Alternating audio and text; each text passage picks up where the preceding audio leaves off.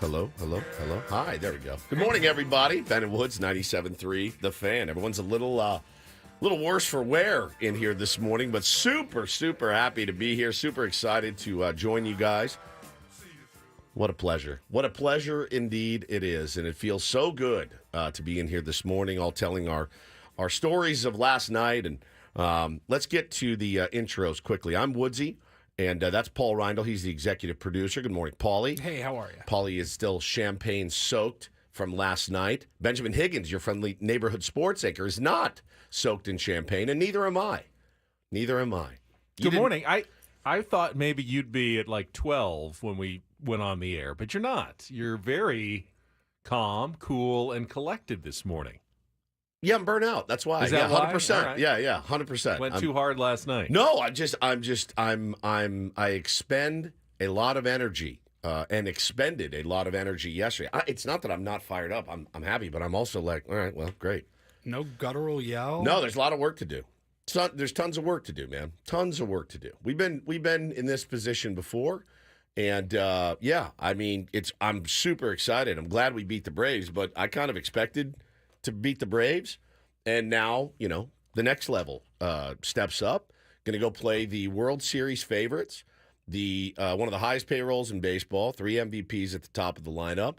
The Dodgers lay ahead, and I'm really, really excited about it, but I'm not going to – I can't say the phrase I want to say, I don't think. BML over – winning a wild card series. You know what that means? Here, turn the mics on. Right? I can't do it every day. There's business at hand, right? So I don't want to come in here and... You don't want to pop your cork, your champagne cork. You were going to say something else. No, because there's so much work left to do. But it's not... I don't want it to be misconstrued that I'm not fired up. I'm extremely fired up. But, man, I just, it's taking care of business. We got through this one. Let's get through the next one. Let's win on Saturday. So that's kind of where my head is at. But so let's talk about our evenings last night. Yes, very opposite evenings between you two and me. Okay. Like completely 180 degrees different. All right, so question. Yesterday at the end of the show, I said, what's your plan tonight? And you said, I've got to go do the live hits in front of Petco and all that. And I said, well, no listeners better see you and yell Hawk Tua behind you or anything, which I wanted them to, right? Yes. Then Paulie and I texted you and said, hey, where are you? And you said, I'm at the top of the Marriott. You up there broadcasting. Was that because of us? No, that was apparently always the plan. Okay, so you didn't know. I just didn't know where, because the day before they were down at the bottom of the Marriott where you can walk by and people can. So I thought maybe, I bet we're going to get a lot of people. But no, they decided to go at the top where you can see into Petco Park. It's a really cool shot. It's what you guys do opening day. Yes, it's our opening day location. So we went back up there, and I was field anchoring. I told Paulie, I go, oh no, dude, did we make him completely changed? We scared the bunny. We scared the bunny, and I wondered if he went to his boss, hey, we got a code red here, Woods, and Woods has enabled the audience to come up and yell Hawk Tua in my broadcast, so we need to move it up to the Marriott. The people at the Marriott are like, oh, yeah, we can accommodate, come on up. So I heard your stories of seeing so many tier ones. Oh my God, man! On the field with Seidler and Manny Machado, and I was. And Cole saw me. I saw Ben running out of Petco on my way in. He looked absolutely flustered. I nearly had my Paulie college radio moment yesterday on television. Oh no. So yeah. So I went in to the Channel 10 studios around 1:30 or 2, but okay. I had to put together like 3 stories because we're on from 5 to 7:30, and I did one on Joe Musgrove and one on Kyle Higashioka. Took some of the Dylan Cease press conference from yesterday, and I am editing. I'm turning everything around. I'm like, okay, because I do my own work on television. Sure. Paulie does all my work here, but I do my own work on television. You don't have a Paulie. I don't have a Paulie. What would you do for a Paulie? I would love having a Paulie. I don't have a Paulie. I am for sale. Yeah, I don't have one. So I look at my clock, and I thought, okay, I'm done. I've got everything set. It's like 4:10. and I've got to get down to Petco park in the MTS garage, and get over to the Marriott. I'm like, okay, 50 minutes, I'm okay. I'm running right at the top of the hour at 5 with Wale from the roof of the Marriott. So I start driving down, and I realize, it's going to be busy. It's a playoff game, but it's the timing of it. 5:38 start. Everyone's kind of arriving at this time. So I go down the 94. We're only like 3 minutes into downtown, but the cars are backed up. I'm sitting there slowly working in, get down. Finally, I get to the garage. It's like 4:46, and I am quite a ways away from my live shot. I got to walk all the way. This is where Cole saw me. I got to walk all the way from that side, the Imperial side, the Lexus lot side of Petco Park, up around the top, back around all the way to the Marriott. Why didn't you just park at the Marriott? I should have. It's I like just I had my parking pass, and I was already kind of locked in because I was in the. Well, I just thought I had to have plenty of time. So at that point, it was too hard to.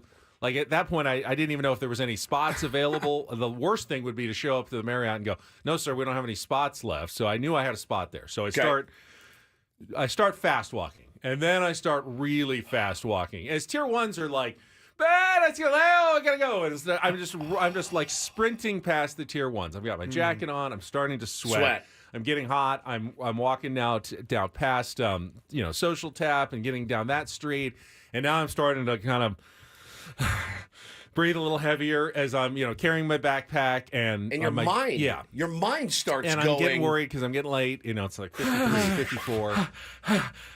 I get to the Marriott. It's 22nd floor. I got to wait for the elevator to take me up. Fortunately, I didn't have to run up 22 flights of stairs, but I get up there, and then there's another 2 flights of stairs to get up because we're in the top DJ booth. So finally get up there. I got like 2.5 minutes to spare. Get my earpiece on, and I am right on the air going. And I don't think anyone noticed on television, but I was just sprinting up there, and I apologize to the myriad tier ones that I just blew off as I walked, down every street in downtown with everyone going, "Ben, we love the show. Yeah, thank you."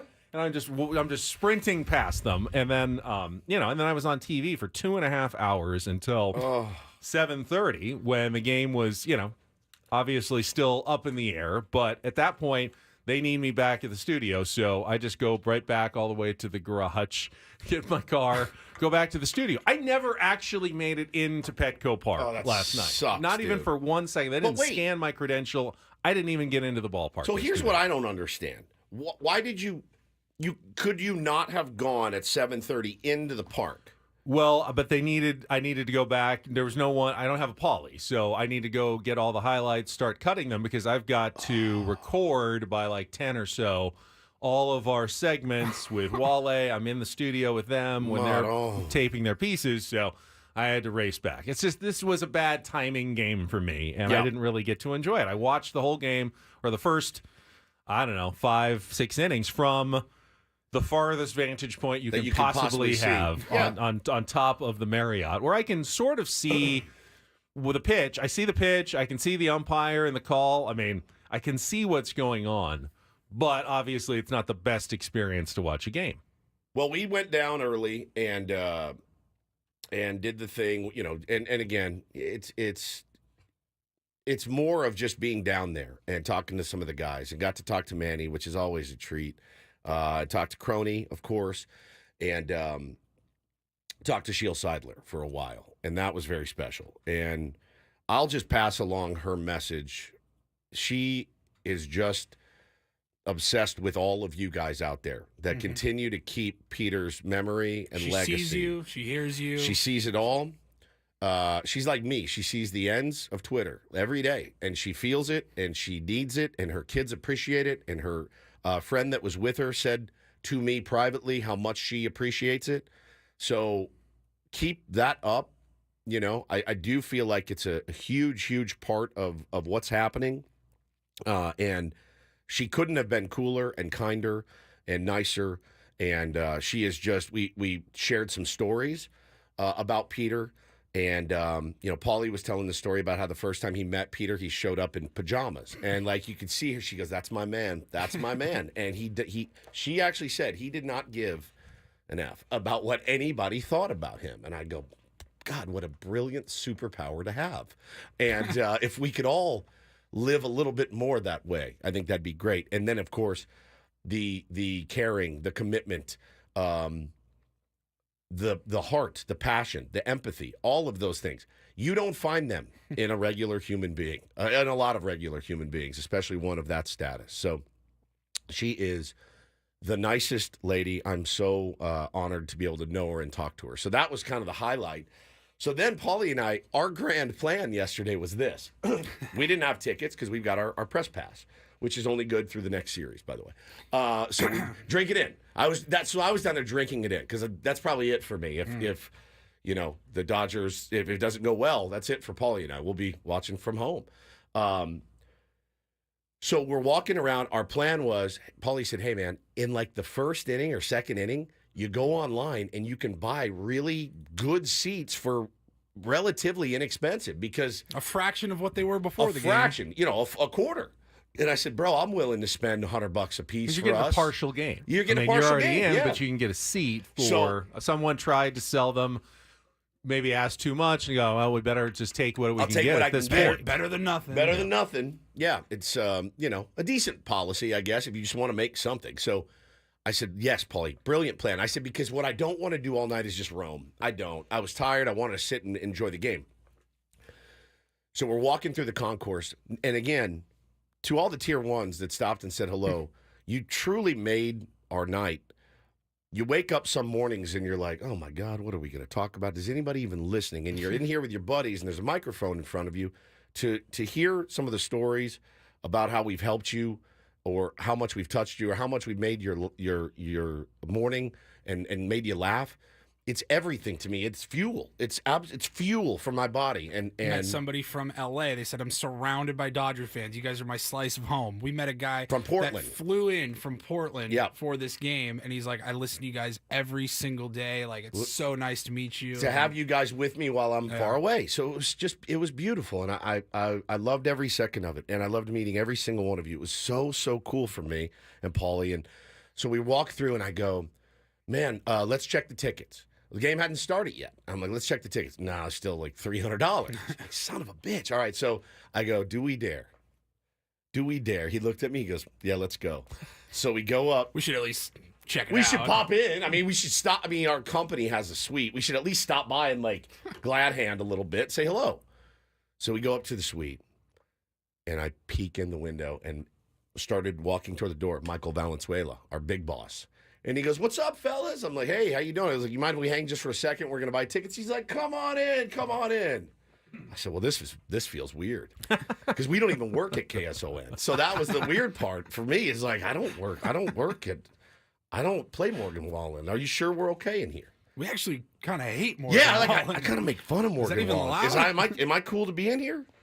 He goes, I heard your bit. I heard you saying you're not allowed. Not near the suite. Look at you. Enjoy. Sit down and relax. So Paulie and I are looking at each other going, all right, well, this is pretty great. Saw my buddy from Eco Water in there. We were chopping it up. Saw some clients. Met Spiro. Spiro. Cool. The Spiro and Mrs. Spiro, Yep. who introduced him as Spiro, and I'm Mrs. Spiro. We met them. It was great. And so we hung out for a while in the suite. And By the way, potential advertisers out there, that's one of the perks. to Yeah, jumping on 100%. board the 97.3 The Fan. That's team. exactly you right. can hang with Spiro and Mrs. Spiro in the suite as well. 100%. Next season here on 97.3 The Fan. So we hung out for a while. We kept looking at tickets. They never really went down. And then I started to get the way that I get. I realized I don't get to see my boys in the morning because I'm up and out the door. I tucked them in the night before. Didn't see them in the morning. Left before they got home. And I got that panicky feeling that I'm not going to get to see them until Thursday at 3 o'clock. And I said, that's going to be about 36 hours of not being around for my Then kids. you're an absentee father. Then I'm an absentee and now father. they're going to have therapy for years Correct. dealing with how you abandoned them. So I text Hannah, I go, keep the boys up. Daddy's coming home. So I went home a little early so I could tuck them in. And I'm very happy that I did.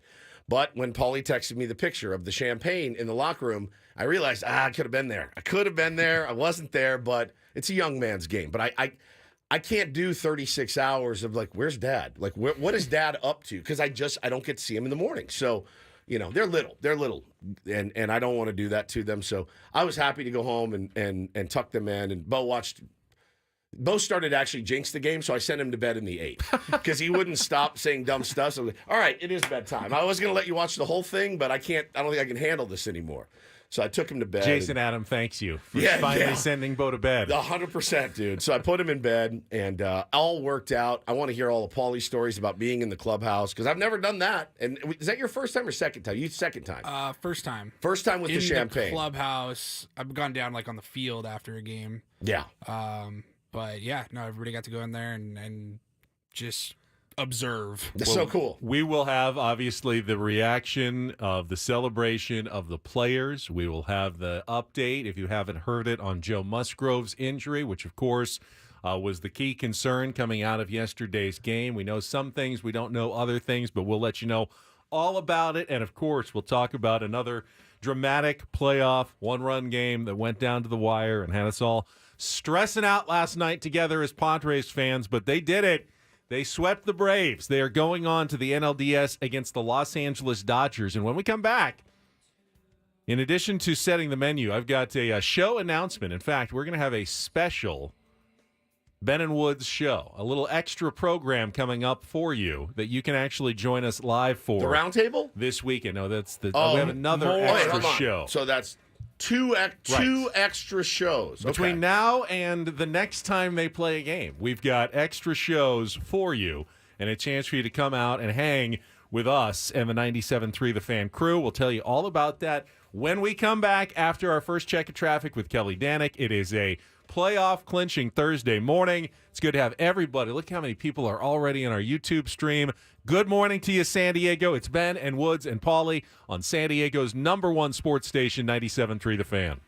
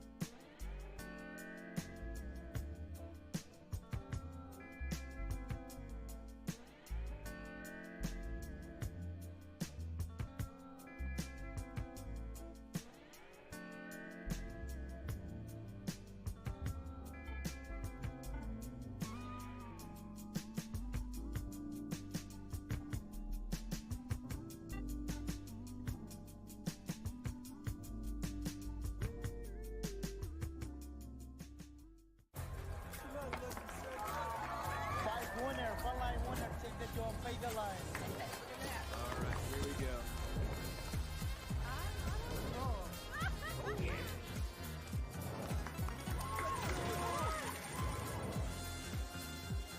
Black 17 on. That is my note. All right, hit me. Hamul Casino. Fun above all else.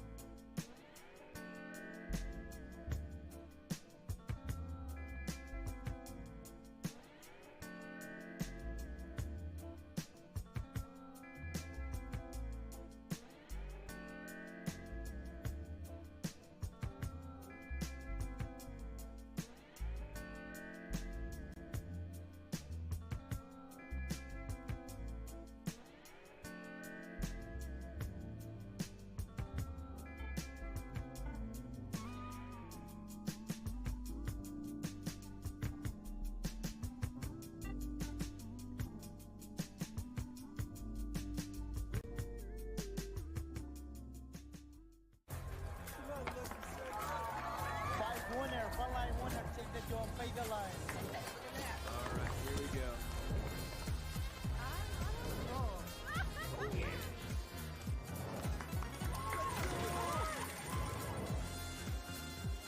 Black 17 on.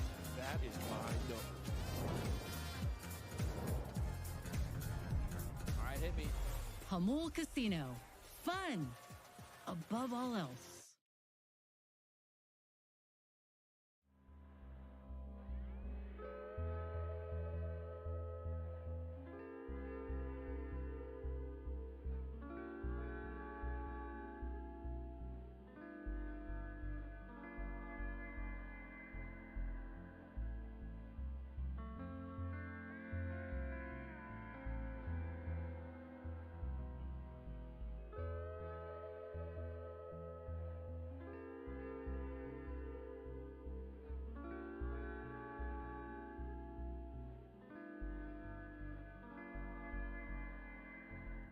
Reached a new country, Benjamin.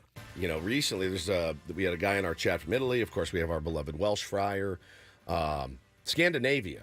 Now, that's not a country. That's not a that's country. A territory, would you call it? It's a grouping of 3 countries, It's I would say. Finland? Maybe even 4 if you want to include a little bit of Denmark. Finland? Yes. Norway? Yes. And Sweden. Correct. Very good. I have such a Jones to go over there and see those places before I die. That's on the list of places to go. I'd like to go to Scandinavia, but there's he goes by Positive Surfer in the chat, and he said that he wears his Padres hat over there, and nobody really knows what it is. He said nobody's really interested in baseball. He says he shows them clips of Manny's home runs, and they're like, all right, whatever. It's so rad, though. Like, If you'd never seen baseball before and someone showed you a clip of a guy hitting a long home run, that would be impressive. Like, wow. yeah, I'm trying to think. They took that little ball and it was coming at them at incredibly high velocity, and they were able to use a stick to hit it 447 feet. That's pretty cool. We got people in South Dakota listening this morning, people in Salt Lake City listening. This is really, really cool.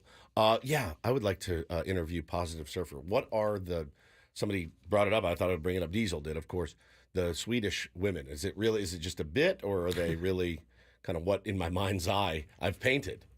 What do you think? My wife is Swedish, of Swedish heritage. Descent? Yeah. I mean the natives, like the ones that live there. Right. That's what I would like to. I mean, I'm surprised that there's a ton of surfing. I didn't realize. I mean, they have a lot of coastlines, so I guess it was possible. I just assumed that the water was so incredibly cold that you didn't go in it. Trevor is all. in Vienna, Austria this morning. Oh, my gosh, this is insane. Somebody's in La Mesa. Oh, thank you. Wow. Two places where you can enjoy Oktoberfest this weekend. Yes, that's right. That's right. Boise, Idaho. Look at this. I love this, man.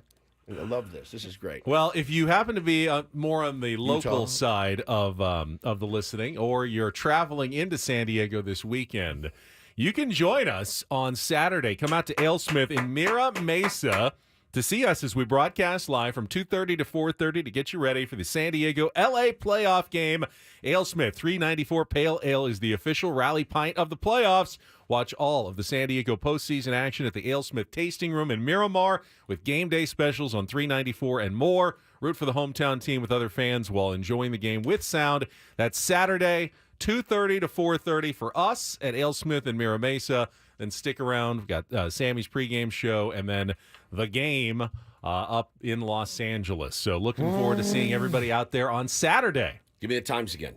2:30 to 4:30. AleSmith. 4:30 pregame show, Okay. and then it's 5:30 or 5:38 again, I believe, for the first pitch that they'll have from LA. I would love to pack that place. I would love to see all of you out there. So I'm working on this as a little extra added bonus. You guys have seen the necklaces, right, that all the players are wearing. We talked about our buddy Ricky Huerta, who is the one of the Padres trainers, and his daughter has been making them. Not the one that went out to see Joe. That was No, Ben. that's Ben Frazier. Ben Frazier. We love Ben, too. Love him as well.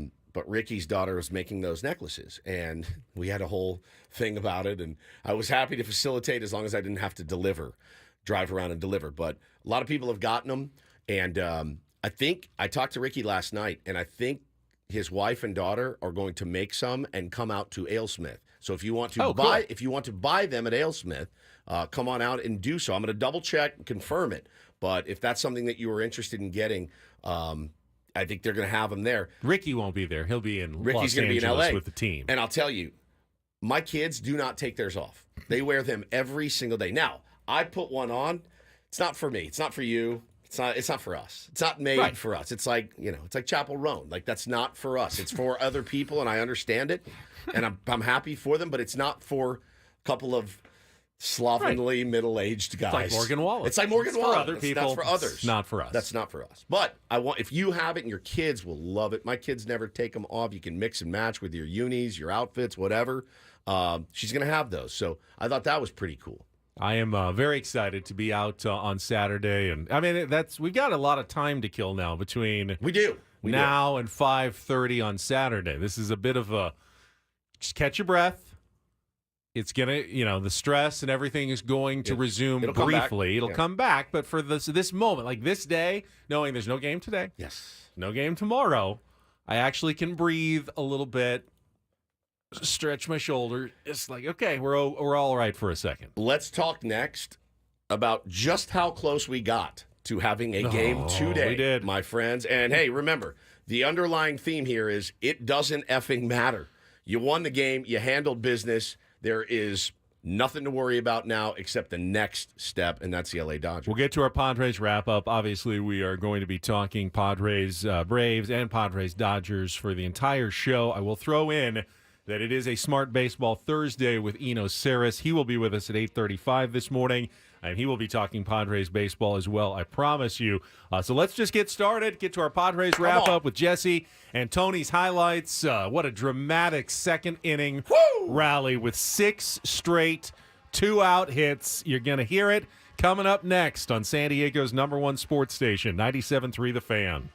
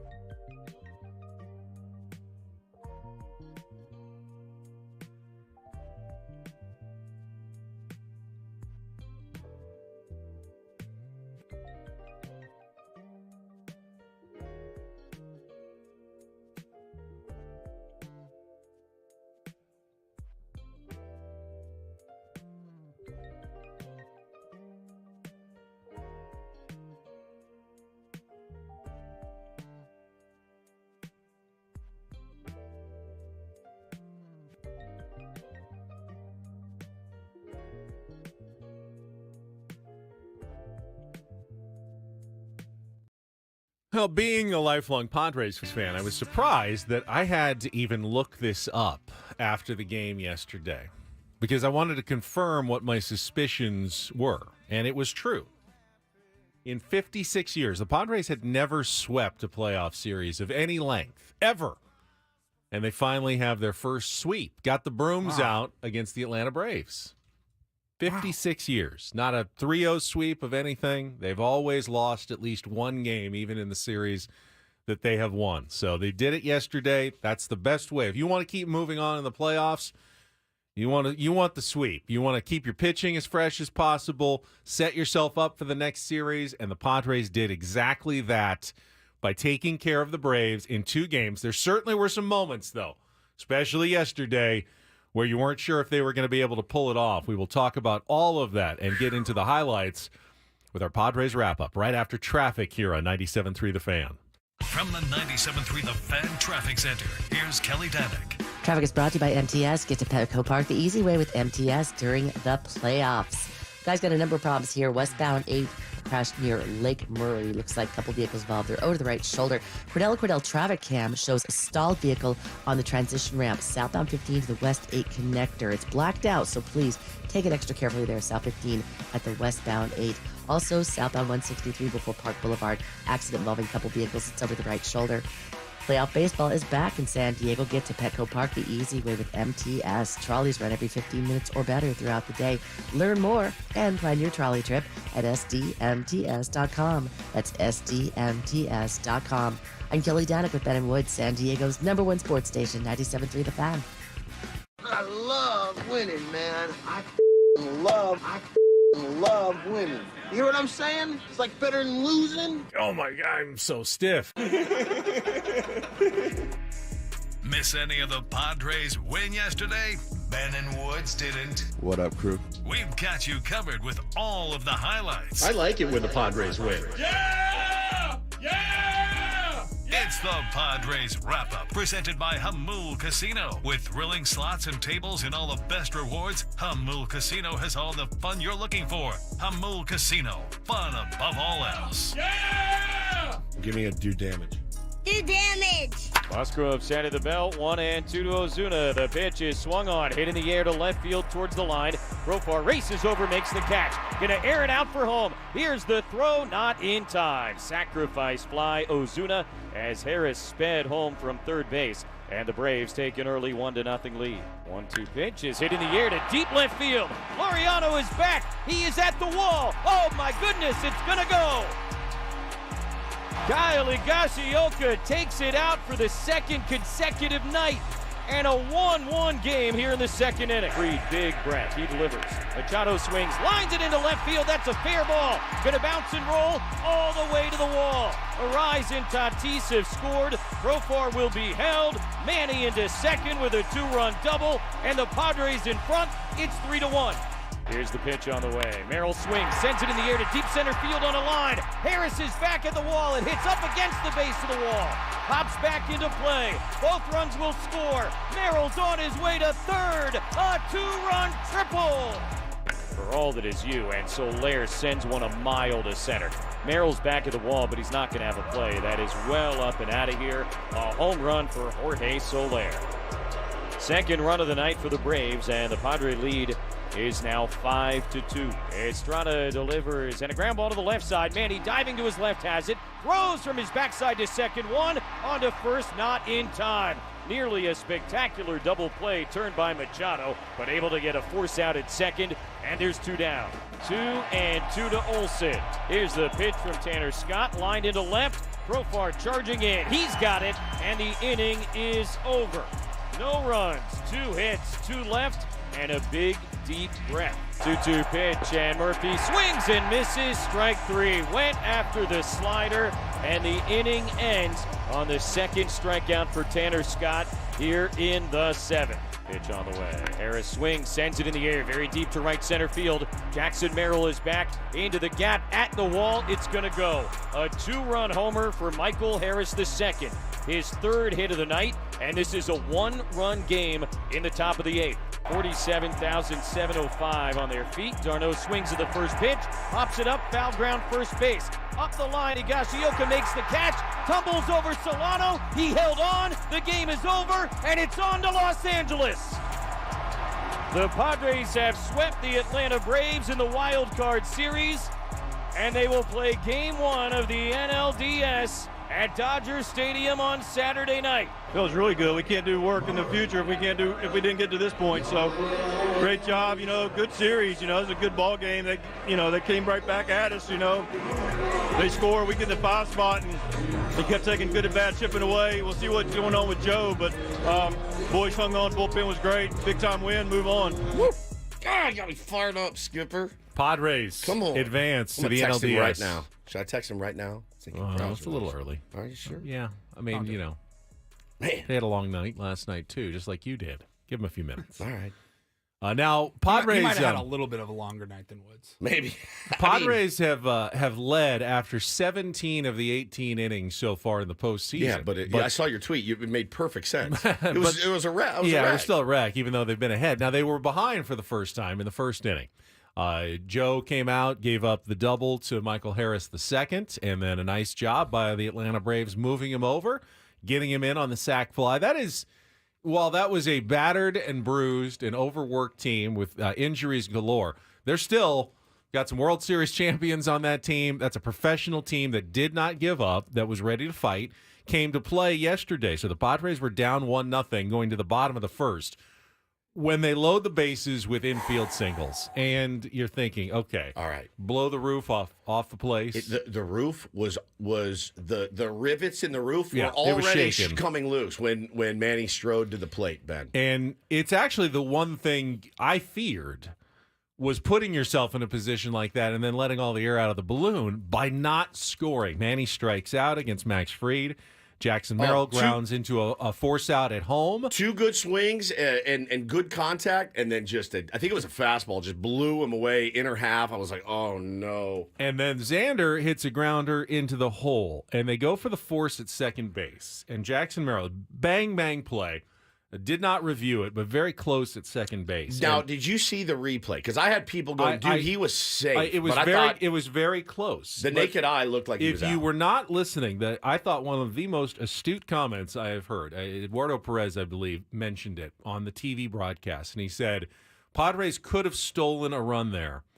If Jackson Merrill treats second base like it's first base and stays up and just runs all the way through it, he'll be safe. Now, they'll just tag him out after he goes past first base. But that run at third counts. And it's actually something I hadn't even considered, but it's something apparently the St. Louis Cardinals and the Chicago White Sox, of all teams, have started doing. They're telling earlier in the year, yeah. Telling your team, if you got the bases loaded in 2 outs and you see like there might be a close play and they're going to second and you're the runner, don't slide. Don't slide. Run through it to keep your speed up. It's a bang-bang play. You can save a good quarter to half a second, which is often the difference in a play like that. So, yeah, you're running out basically out now toward left field after you're safe, and they'll just tag you out. But because it's no longer a force play, that run from third counts. And who knows, maybe the guy from second just keeps sprinting around and you can stay alive long enough to create some havoc as well. It was I had never heard that. It's a very advanced strategy that requires a lot of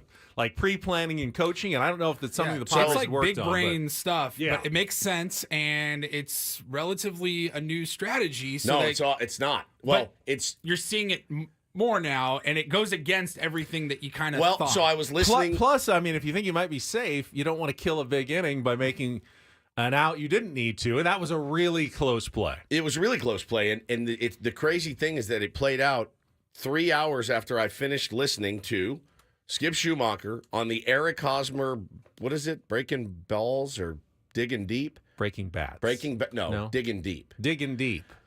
Digging Deep podcast where Peter Moylan, Eric Hosmer, the other guy, they're all talking about how the Cardinals would do that for years, right? There were standard things in the Cardinals organization where they would sprint through second, bases loaded, 2 outs. And I went, wow, okay. So it actually surprises me, Benny, with, kind of one of the true believers in the Cardinal way that didn't happen yesterday. But it was wild. Like, they just brought that up. That podcast, by the way, I haven't listened to a lot of the Hosmer podcasts, but with Skip on it, I did. Brilliant. Just as a side note, listening to his baseball insights and strategies and culture talk was incredible. So you have that disappointment of not scoring any runs after loading the bases with nobody on. You wonder, okay, I mean, is this a bad sign for what's to come? And the Padres get through the top of the second, and they go to the bottom of the second, 2 quick outs, and I'm going, yep, Max Fried, that was your best chance to get him. He is now probably going to be locked in. Sometimes those pitchers, you don't get to them in the first inning. It's hard to start scoring off of them. And then all of a sudden, the game changes with one swing from now Mr. San Diego postseason himself, Kyle Higashioka, who homers for the second straight day. And man, I mean, what an instant flipping of the switch. That follows with 3 straight singles, a rise lines, 1 to center, 2 more infield singles. I mean, the Braves, if you're a Braves fan, you're going, these infield singles are killing us by the San Diego Padres. And then Manny, how often do you get a chance with the bases loaded in the first inning, you don't come through, and you get a chance in the very next inning to try it again? You ain't getting him twice. Bro, that was unbelievable. And you felt good about Manny's chances in that spot. He took a pretty flat sweeper, a get me over sweeper, and did what he does. Off speed stuff. Manny's so good into the corner for the 2-run double. And then Jackson absolutely just launches one to center field. Michael Harris does not let balls get over his head. He is really, really good. He gets a great jump, plays pretty deep. No one gets a ball over his head. But Jackson hit that one so hard that even Michael Harris II could not make a play on that for the 2-run triple. What a moment. 2-run triple for the kid. That was your pick to click yesterday. Paulie, 2 hits, got a double and a triple. I'll call that a click. How many RBIs for him? 2? Yeah, 2 RBI. Paulie, who was your pick to click? Manny. Okay, Manny. Big swing. Woods, of course. I said, why not just take Fernando Tatis Jr.? He had 3 more hits and a walk. Is an absolute playoff stud, right? You went with Fernando Tatis Jr. I did not. Oh, that's right. I went with the X-Man. Still looking for his first postseason hit. Hey, it'll come maybe against the Dodgers on Saturday. Yeah, it's not how you start; it's how you finish. But I'm not super encouraged by what I've seen at the dish so far. But like you said, there's time to figure it out. But yeah, man, it was electric when Manny hit that ball down the line. The place went insane. I was buzzing, like my body was buzzing. It was like being on something. It was crazy. My head started to hurt. Like, it was wild. And then Jackson just caps it off, and he hit for the team cycle, all with 2 outs. Yeah, single, double, triple homer. Yeah, I'm trying to watch on my phone from the roof. Like, they don't have TVs up there. Not where I am at the top. I can't see any television, so I've got my phone streaming. It's like 80 seconds behind the action, so I hear something going on, and rally towels waving. I'm going, all right, wait on it, wait on it. Here it comes. Wait on it. What was it the entire time? To see exactly what just happened on the play. So Padres, 5 runs. It's just the 3rd time in postseason history that a team has collected 6 straight 2-out hits, and the first time in over 20 years that it's been done. And that was all the offense the Padres would get in that game yesterday.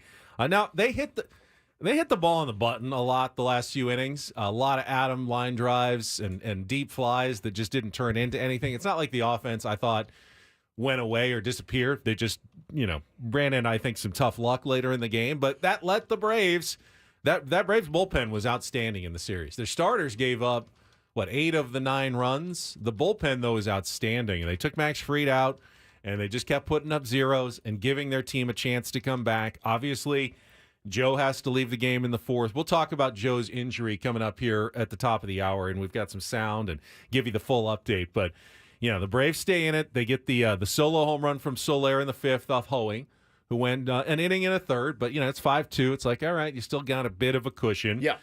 Great job by Tanner Scott getting out of the 2-out jam with 2 on, relieving Jeremiah Estrada. And then Jason Adam comes in the 8th. And, he had pitched against that same part of the lineup in game 1. Yeah. So they're getting a second look at him, and 3 pitches in, it's a 2-run home run, and this game is a 1-run game. Michael Harris II was a tormentor of the Padres in this series, and he got a hold of one. He was sitting on something or saw something he liked. And at that point, you got 6 outs still to get. It's a 1-run game. You lost Joe. You lost the momentum, and you're just wondering, can the Padres hold on here, Woods? Can they do it? And Jason Adam, which is probably one of the hardest things to do in baseball, to give up, hit, home run on your first 3 pitches, to come back and go, all right, 1, 2, 3, and hand the ball over. And there really was no choice of the matter who was getting it after you had already used Scott and Adam. It was going, and Estrada. It was going to be Robert Suarez. Do or die in the, no insurance at all. I mean, I was begging for insurance runs in the bottom of the 8th. Please. Anything for an insurance run here. Didn't get it. He had to, with no safety net, walk the tightrope, and he got the 3 outs. He even got squeezed a couple of times. He did. And still got the 3 outs. I'm telling you, I wasn't nervous at all. Not even a little in the night. Really? Not even a little. Really. I felt like I was a wreck, and I'm usually the one who stays pretty calm. I don't know what happened, but a serene calm washed over me once we got out of the 8th, and I went, Bobby's going to get it done, man, and he did too. And again, he got squeezed on that one, and more hard contact. Great play by Jackson Merrill, certainly, saves the game there. But there's this misconception that closers can't give up hits or can't give up hard contact. They can. And you got a good defense behind you. He pounded the zone. He didn't walk anybody. And it was perfect, man. It was perfect. And it doesn't matter how you got there. Adam made me really nervous in the 8th, but man, talk about buckling down. And these are all things to build on. Every single thing is something to build on for this team and gives them the confidence to know, yeah, man, we can bend a little bit, but we're not breaking. And I loved it. The one, of course, concern is the health of Joe Musgrove. And when we come back, we will hear directly from Joe's mouth, talking to Tony Gwynn Jr. after the game, what happened, how he felt, and what he thinks his prognosis is going forward. Coming up next here on 97.3 The Fan.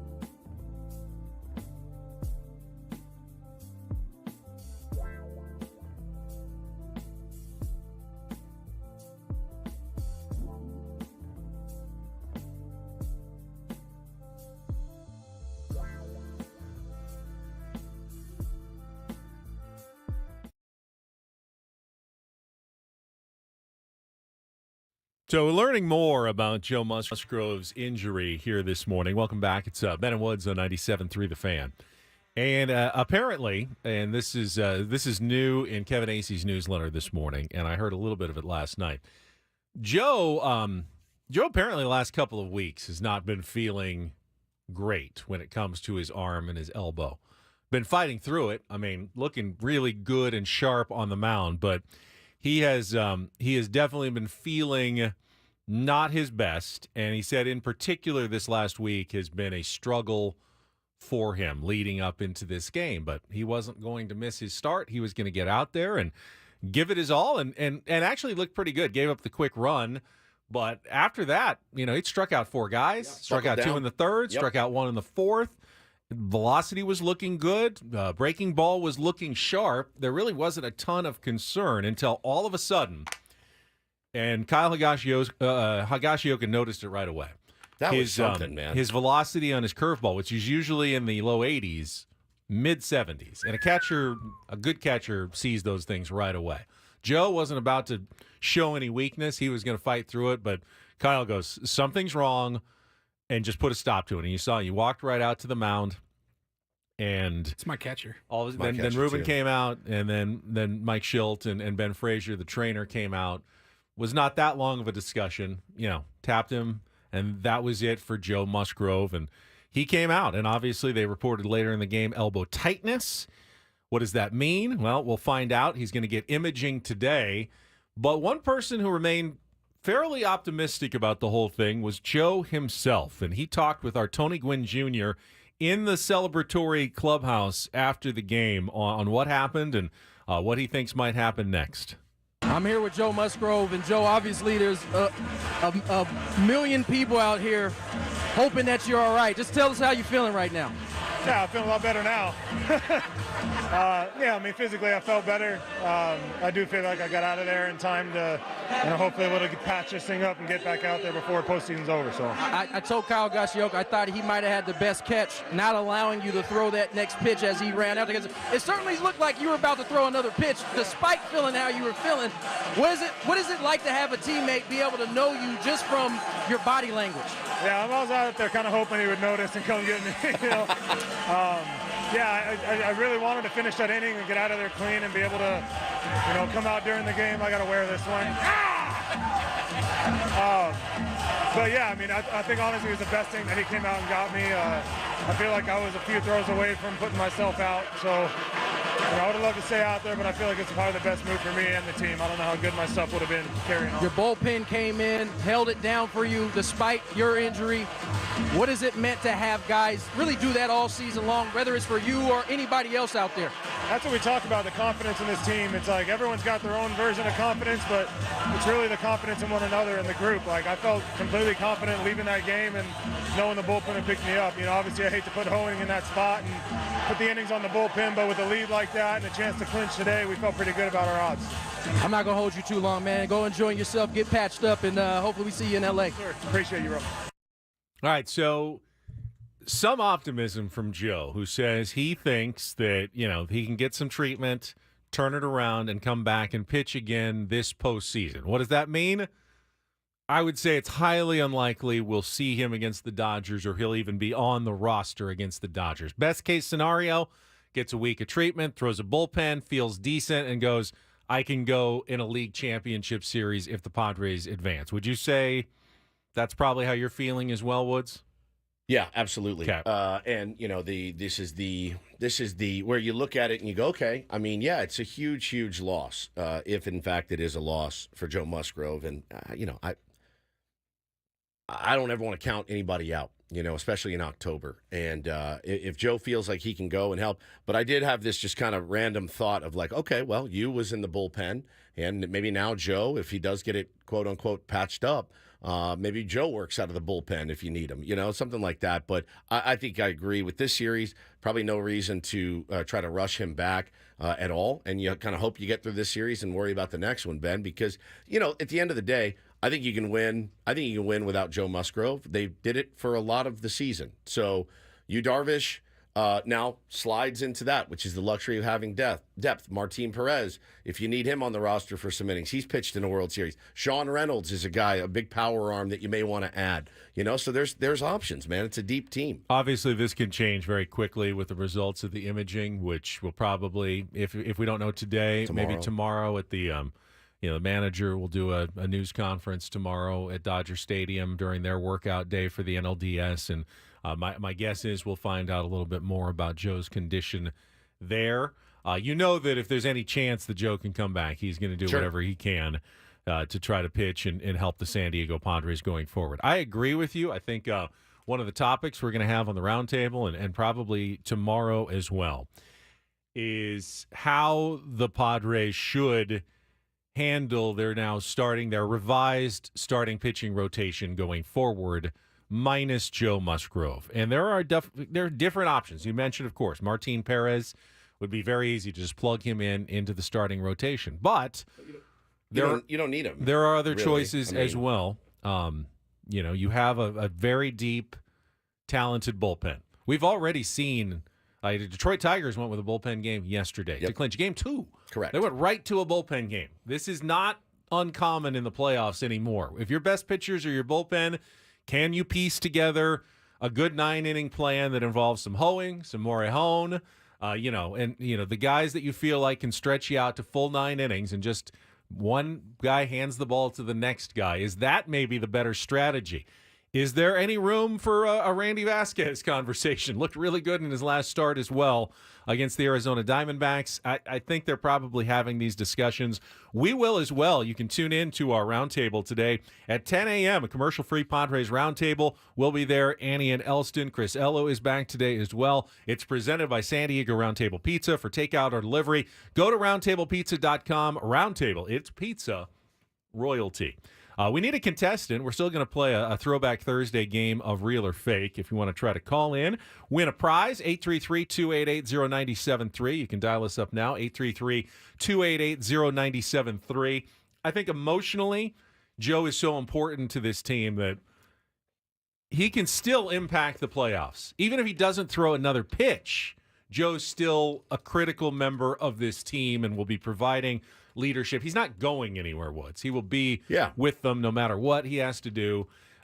He had the bone spurs. He said specifically this was something different. It felt different than the bone spur pain. Pain in his elbow, tightness, it's all a bad thing for a pitcher. It's very concerning, and I'm not going to downplay it. I won't be a gloom and doomer and say it's over for Joe, but it's the worst kind of news that you don't want to get if you're a pitcher. It's not something, and we talked about it, I think, off air. It took the wind out of the sails last night at Petco Park.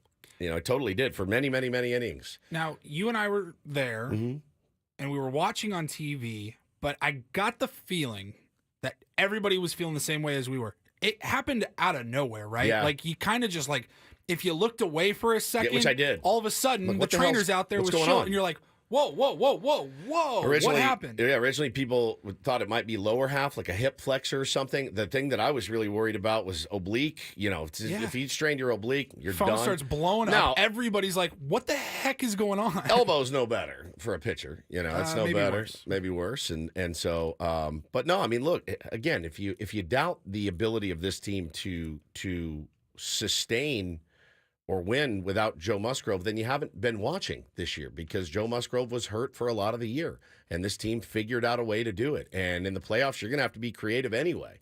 And, sometimes even when guys are healthy in the playoffs, they go out and they lay turds, and you have to get creative then. So, I mean, the Braves got creative the last couple of days. And their bullpen, was pretty good. Their starting pitchers went a total of 3 and two-thirds innings in 2 games, and their bullpen was great. They were fantastic. They probably wished they had just gone with 2 bullpen games. They might still be playing right now if they had done that and not used any of their starting pitchers. So I agree with you, Woods. There's a lot of paths to victory, actually more than in the regular season because of the extra off days. 2 off days now, off day on Monday, off day on Thursday if you need to go to a Game 5, or maybe even 3 off days before the start of an NLCS next Sunday. So there are different options and plans out there. We will talk about those coming up on the program. Right now, though, let's get to a Throwback Thursday edition of Real or Fake. Some are here for the compelling sports talk with Ben and Woods. Yeah, you can go plow through another donut. It's time for Real or Fake on 97.3 The Fan. Tell the people what they'll win today. Paulie, what do we got? We got the Aztecs tickets, right? For Real or Fake winner today. All right, if you beat or get 4 out of 7 right on Real or Fake today, you don't even need to beat Woods. We'll hook you up. The Aztecs taking on Hawaii this Saturday at Snapdragon Stadium. It's the Mountain West Conference opener. Big game, obviously. They want to turn things around after their 1-3 start. That's the prize, and our contestant is Alex. Hello, Alex. How are you? Good morning. I'm feeling great after that Padres win. I'm glad. We're all feeling pretty good. A little tired, but absolutely the spirits are high today. All right, here's your category. Now that baseball season is over, let's see how closely you and Woods were paying attention. I will name a major league hitter. You tell me if they hit at least 30 home runs this season. Real, or hit less than 30 home runs this season. Fake. Simple enough, right? Sounds good. Yeah. Woods follows a lot of baseball, so I think he's going to be helpful here. So, Alex, you ready to play? I'm ready to play. All right, Thank you. round 1, real or fake, 30 home run hitters in 2024. Mark Vientos of the New York Mets. Real or fake, Alex? Fake. Fake. No help from Woods at all. Correct. 22? 7. 7. 27. Came close. Didn't get there. All right, that's an easy one for you. All right, round number 2. Let's try Josh Naylor of the Cleveland Guardians. Hardly Real know her. or fake, Real. Alex? Real. Real. Yeah, you agree? You're right. 31 home runs for Josh Naylor, the former Padre. All right, we are cooking today. Let's go round number 3. Jake Berger. Real or fake? Jake Berger. Fake. I'm going to go fake. 29. My goodness, we are playing a good game Why here don't you just today. sit back and relax? I'm Woodsy? going to. That's exactly what I'm doing. All right, let's go round number 4. Vladimir Guerrero Jr. Real or fake? Real. Oh, my God. What a beast. I shook my head fake. Yeah, you didn't think so. I went double reverse psychology going, oh, obviously Vlad did it. Wait, why did Ben include it? Because he didn't get it. He got exactly 30 this year. You want to go all the way for the 7 for 7 here, Alex? Let's see if you can keep going. How about Gunnar Henderson, Alex? Real or fake? Real. Yep. Jesus. Rafael Devers. Real. I'm going to go real. Fake. Oh, we got you finally. 28. And That's my fault. Tyler O'Neill. Real. Fake. Real. Woodsy, you got that one. That doesn't matter. You win. Congratulations, Alex. All right. Thanks, Hang buddy. on Good the job. line. Paulie will get your information, hook you up with the prize today. I thought you were going to throw Manny in there. Manny got 29. I thought about throwing Manny in there. I figured. Oh, you know it killed I'm not him. going to rub it in his face. He wanted 30. Of course you he know did. he wanted 30. 30 and 100. It doesn't. 29 is really good, too. Especially after the start he had. We like round numbers, but they're really not that big of a difference from 29 to 30 or 31, whatever. 30 home run hitter. It just feels my better. Book. You just want, feels you want a little bit better. You want that round number. All right. When we come back, Don't Do This is going to focus our first look ahead at the Los Angeles Dodgers series. And I'm going to make a prediction that has actually already come true, which is the best and easiest kind of prediction to make. We'll do that next on Don't Do This after a check of traffic on 97.3 The Fan.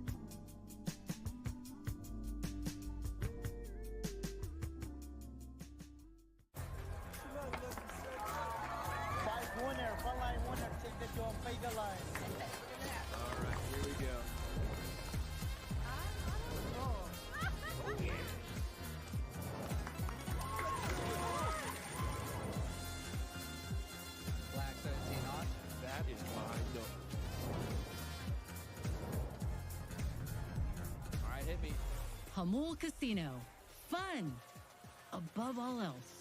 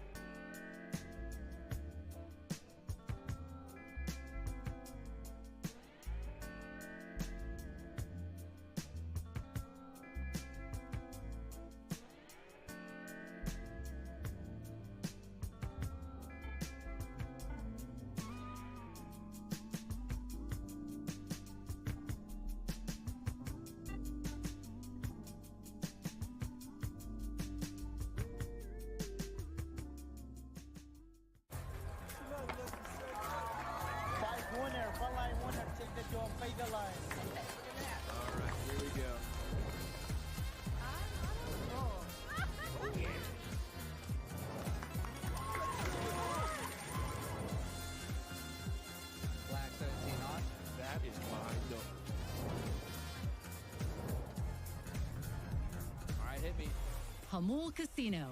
Fun above all else.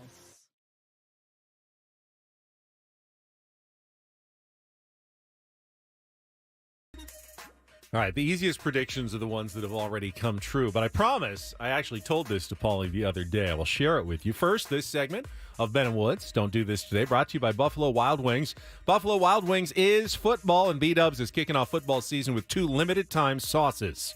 Try their new Buffalo Bacon Sauce for bold notes of smoky bacon, or get the fan favorite hot barbecue before it's gone. Try them at your local B-Dubs or order now for takeout and delivery with Buffalo Wild Wings. Go! So I think it was right after the show on Tuesday, and I told Paulie you were still waiting. You hadn't come into our production studio yet, and I said I'm going to wait until this series is over. But assuming the Padres win, I give you one promise and prediction. I said, mark my words, the Dodgers are going to try to paint themselves as the underdogs in the NLDS. That they're the team that no one is giving a chance to. Oh, my God. That they are the team that, no one believed in us. They do it every year. And it's going to be ridiculous, as it always is. But in particular this season, after they have spent $1 billion and added Shohei Ohtani and Teoscar Hernandez. I get it. They've had some pitching injuries. We're not going to. Who hasn't? We're not going to. I mean, Padres just had one yesterday. Every team deals with pitching injuries. It's part of baseball. You know it's part of the season going through. So I thought we'd have to wait until like Friday to hear these comments, though. No. And apparently my prediction has already come true. Woods? I mean, look, James in the chat is already saying with the injuries, they are the underdogs. They're not. They just no. Let me clarify. They something. won more games than anybody in baseball. They have the best record in Major League Baseball. Okay, they have the best player in Major League Baseball. They have the best player in Major League Baseball. They have 3 MVPs at the top of their lineup. They've won 11 out of 12 division They are the World titles. Series favorites. They are the odds-on favorites to win the World Series. If you want to argue that they're not quite as big of favorites as maybe they've been in other years, whatever. But they're the favorites. You're going to put me in a straitjacket. You're going to put me in a straitjacket. You're going to 51-50 me. All right, so, I mean, I'm sick. Saw this last night. Dave Roberts was speaking to the media and said, hearing about guys, he said he's noticed a different edge with the Dodgers this October. Hearing about guys not caring who we play. They've got to beat us. We have a lot to prove. A lot of people have doubted us. So I think our guys have kind of embraced that. Yeah. From the first minute of the first game of the 2024 season, your team has been the favorites to win the World Series. Even when you hit a little 500 skid and you had some guys go down, your team remained the odds-on favorite to win the World Series. Your team has been number one pretty much in the every dumb power ranking all season. You're not underdogs. You will never be underdogs. Never. You don't get that. You don't get to play Padres that card. didn't get it last year either. No, they did not. You know, when they signed Juan Soto, or when they had traded for Juan Soto and had that powerful lineup, they didn't get to be underdogs. No, you don't. I mean, hey, listen. And I'm not trying to make the Padres out into underdogs in this series. The Padres are underdogs, but in this particular matchup, yes. Yeah, you don't have the what are they top 3 in payroll? You're not an underdog. Top 1. No, the Mets are higher. Are they still higher? I think they're higher. I mean, the Mets cut a lot of payroll. It is. Depends on how you're accounting Shohei Ohtani makes a difference. I'm not even like trying to play devil's advocate here. I'm trying to put myself in the shoes of a Dodger fan. Sure. Those dirty, smelly shoes. Is that the card you want to play, the underdog card, or don't you want to beat your chest? Be like, you want to be the Padres? Okay, bro. I've said it a million times. Nobody's beating us. They want to be the evil empire, but they're just not evil enough. They don't know how to embrace. I saw a guy tweet the other day. I don't understand why everyone on the East Coast, all they do is call Shohei a gambling addict, and he's the best player in baseball. We should be embracing him. They don't understand that. Everyone hates their guy. They don't it doesn't fathom. It doesn't register with them. There's no rivalry between the Padres and the Braves, and it's not like I wasn't thinking, oh man, like this is a good team. Like we've been facing adversity all year. I'm looking at the 2-game series this week. I'm going, you're the better team. Take care of business. Take care of business. No don't even let around. Don't even let them in it. You are the better team.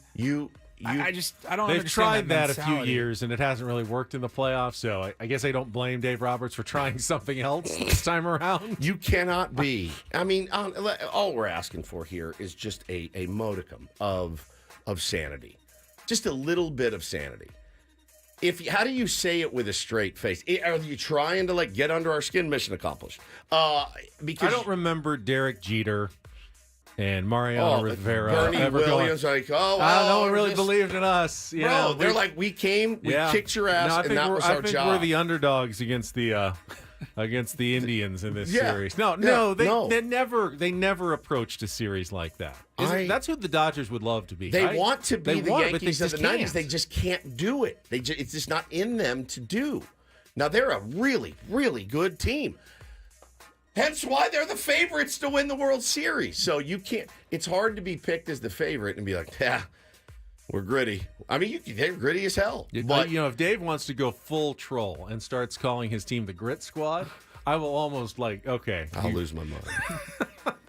You can't. You But they've guys, been the I'm favorites sorry. since spring training, by the way. They didn't Yeah. get hot in September, and they're the sexy pick. I said from the first minute of the first pitch. By the way, it's not like they've played poorly in the second half of the season. You know who has the second best record in baseball since the All-Star break? The Dodgers. The Dodgers. Yeah. Behind only? The Padres. The Padres. Right. So man, if you want, listen, a team that cut $92 million from their payroll and traded Juan Soto, that's an underdog story. We are the underdogs. Viva There's Padres. no question. The Tigers are underdogs. 100%. Yeah, there's a good underdog That's an story underdog. right there. Tigers are an underdog. It is staggering to me that you can say that with a straight face. Mark, our pal, who's a Dodger fan, says, JFC, you guys are insufferable. We're the insufferable ones? We are. Not you guys. The odds-on favorite for the World Series, and you're like, no, I hope we have a shot. Are you joking? I would love to have one Mark, day you're where the Padres are the legitimate odds-on favorites going into the playoffs to win the World Series. No question. Be a dream. Be a dream. I mean, hey, you don't have to listen to us. You don't have to listen to us. Listen to Las Vegas. They know what they're talking about. You're the favorites to win the World Series. How do you justify? Vegas doesn't miss. How do you justify calling yourself an underdog and saying no one believed in us when you're the effing favorites? How is that insufferable? Isn't saying that in and of itself insufferable when you're you're picked number one to win it? You think Alabama ever went in a game as a number one and be like, yeah, us against the world? It is absurd. It's absurd. You got to stop. It's so tired. Mentality in sports. It's as tired as Madres. It's as tired as no rings. It's just insane. You have 3 MVPs batting 1, 2, and 3. You have a bullpen. Every guy in your bullpen throws 100 miles an hour. You have Jack Flaherty, who has been fantastic. You spent $300 million on your Game 2 starter. How are you an underdog? Guys, just let's have a fun series, and let's try to beat the crap out of each other, but let's not be delusional. Let's sound like real smart baseball fans. How about that? All right, story number 2. When postseason promotions... That's insane. ...backfire. And the Astros in the crosshairs today for their postseason drink. Did you see this? It was called Electric Haterade, as in Josh Hader. It contains lemonade, blue curacao, tequila, Sprite, and a tahini rim with a cherry and a lime garnish, retailing for $24 at Minute Maid Park. Apparently, people who tried it said it actually wasn't that bad. It sounds absolutely delightful and delicious, and I wanted one the minute I saw it. Just want to sit down on the beach. Just chug that thing. Unfortunately, it didn't go well for the Astros as they were swept out of the playoffs by the aforementioned Tigers, and it came down, of course, to Josh Hader, the former Padre, called upon in the 8th inning to try to keep it a 2-2 game after a wild pitch had just scored the tying run, bases loaded, and he gives up the bases-clearing double to Andy Ibanez as the Tigers go on and beat the Astros 5-2. How about the Detroit Tigers moving on to the ALDS and going into Houston and Minute Maid Park and spilling all of their electric haterade all over the place? I thought the do this, though, funny comments, especially from Padres fans going, Steve Sugimoto said, only available in the 9th inning. I saw they call it electric haterade because when you have one, you'll be unavailable the next day. You guys are all so clever out there. Very clever. That Hader did come in the 8th inning. I will say that. Just didn't work out well for him. Maybe he's the smart one. He's like, I keep telling you guys, I can't pitch in the 8th. I'm not gonna. Cost me my parlay. Well, I mean, they shouldn't have asked him to do everything. He doesn't do everything. You guys want me to do everything? Man, tough look, dude. Are we in a playoff race? You're actually in the playoffs. Josh, you're in inning 8 of a wild card game that we desperately need to win. So yeah, we want me to do everything. Sucks, dude. That's Don't and Do This for a Thursday. That was Don't Do This with Ben and Woods on 97.3 The Fan. All right, we don't do this all the time, but it is a celebration Thursday. The Padres are moving on in the playoffs, and if you want to call in, you were at the game last night, you just want to talk some Padres baseball, our phone lines are open. 833-288-0973. Padres fans, how you feeling going into the series against the Dodgers this weekend? Are you nervous with Joe Musgrove potentially unavailable for the series? Give us a call, 833-288-0973. We'll do that when we come back on San Diego's #1 sports station, 97.3 The Fan.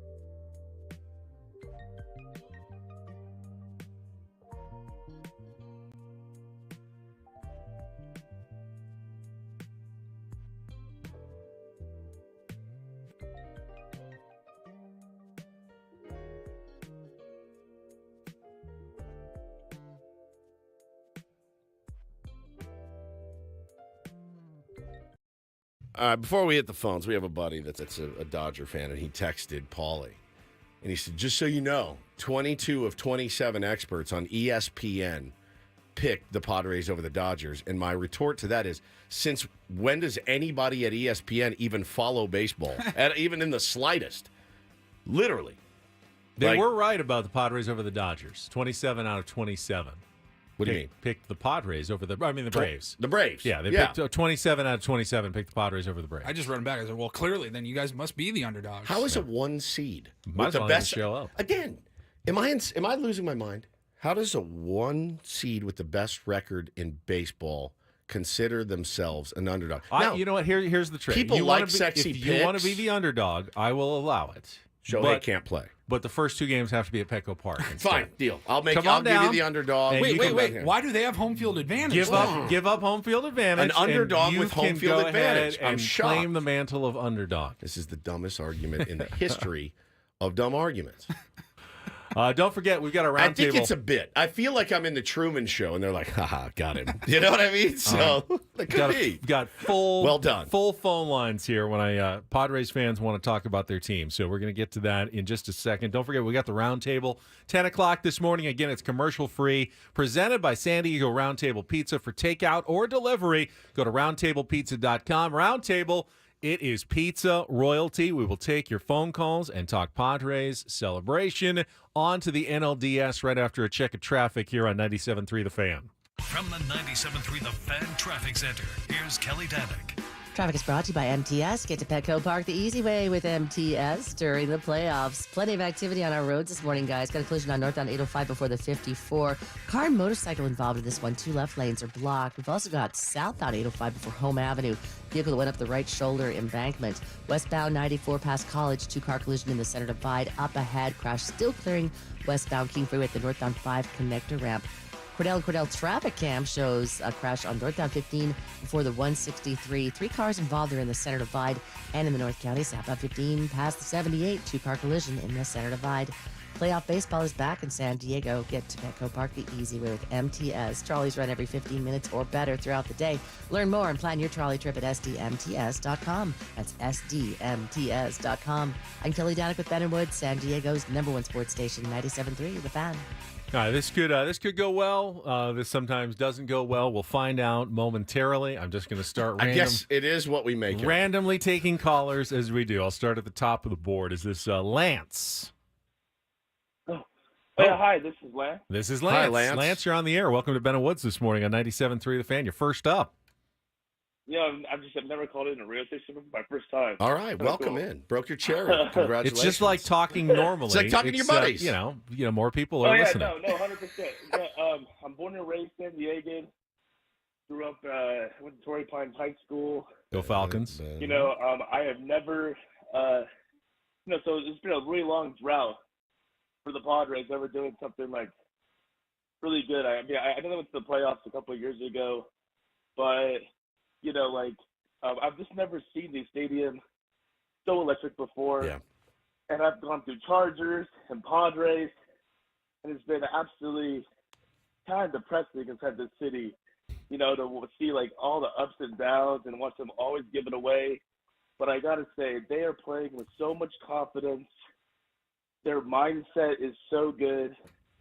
And I've been telling people, mindset is so much more important than skills. If you don't have a good mindset, if you don't have good leadership, if you don't have a goal to set towards, you're going to be wandering in the abyss. The Chargers are still doing it. The Padres seem like they found the light, and I've just never been so grateful to see them do so well. It's a great call, dude. Thank you for your show and everything. Great call, man. And he's so right. He's so right talking about the mindset and the thing. And I listened to Skip Schumacher yesterday talk about culture, and he really on the what is it? I don't know. Digging Deep. Eric Hosmer podcast. It's the only reason I watch it because Skip was on it. But he said culture is not sayings on the wall. He goes, and you walk through there, you see sayings on the wall, you're like, yeah, great, means nothing. Like, you sold those sayings on the wall. I did. Professionally. Yeah, out of the back of my car. I did. Hope with a bald eagle. Yeah, you know the story. He said culture is more than just sayings on the wall. He said also big leaguers see right through it when you are trying to preach culture, but they don't have it. Like it's something that you have to, it takes time to build. Clearly, Mike Schilt, A.J. Preller, the leadership of this team went in there and made sure early on that there was a consistent message. Victor Rodriguez, consistent message. Ruben Niebla, consistent message. The leadership of this team has helped mold this team into what you have right now. And again, there's 3 or 4 guys on this team right now with previous reputations of being selfish players only playing for themselves. I haven't seen one shred of it this year. Not one shred. Now, I will say, and I'm not trying to be negative here, good culture doesn't guarantee you anything. It's almost like admission into the door. The Braves have really good culture, I would say. But you also have to execute and stay healthy, get a little lucky. To win a World Series takes a lot of things. It's really hard to win one with bad culture, though. Really, really hard. I mean, maybe impossible. And having a very successful season sure helps. I promise you, if the 2023 Padres that we said had terrible culture and nobody was having fun, if they won 93 games, you would have saw a lot more fun. Yeah. Like winning is fun. Well, but again, man, they could have easily fallen off the cliff at 50 and 50. I and was just going to say the same thing. The last year's team never got it going, and fingers started not necessarily pointing. I mean, they will, they'll continue to tell us it wasn't as bad as people made it out to be, and I understand that there's some truth to that, but they certainly weren't together like this year's team was, and they had their same struggles. They were hovering around 500.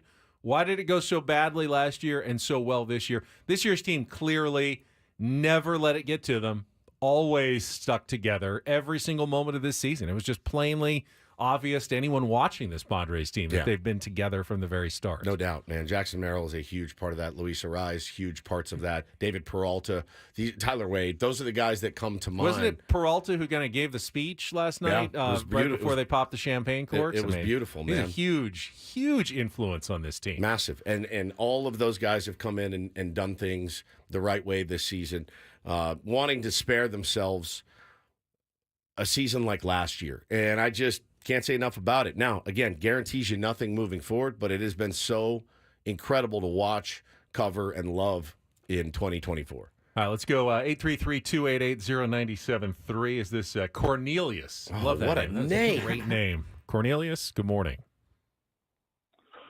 Good morning, gentlemen. In my part of North Park, I'm known as the Commissioner of Padres Positivity. Yes, Cornelius, the commissioner.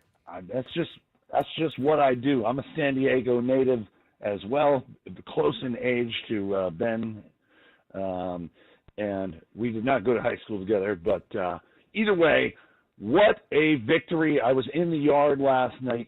It was exciting.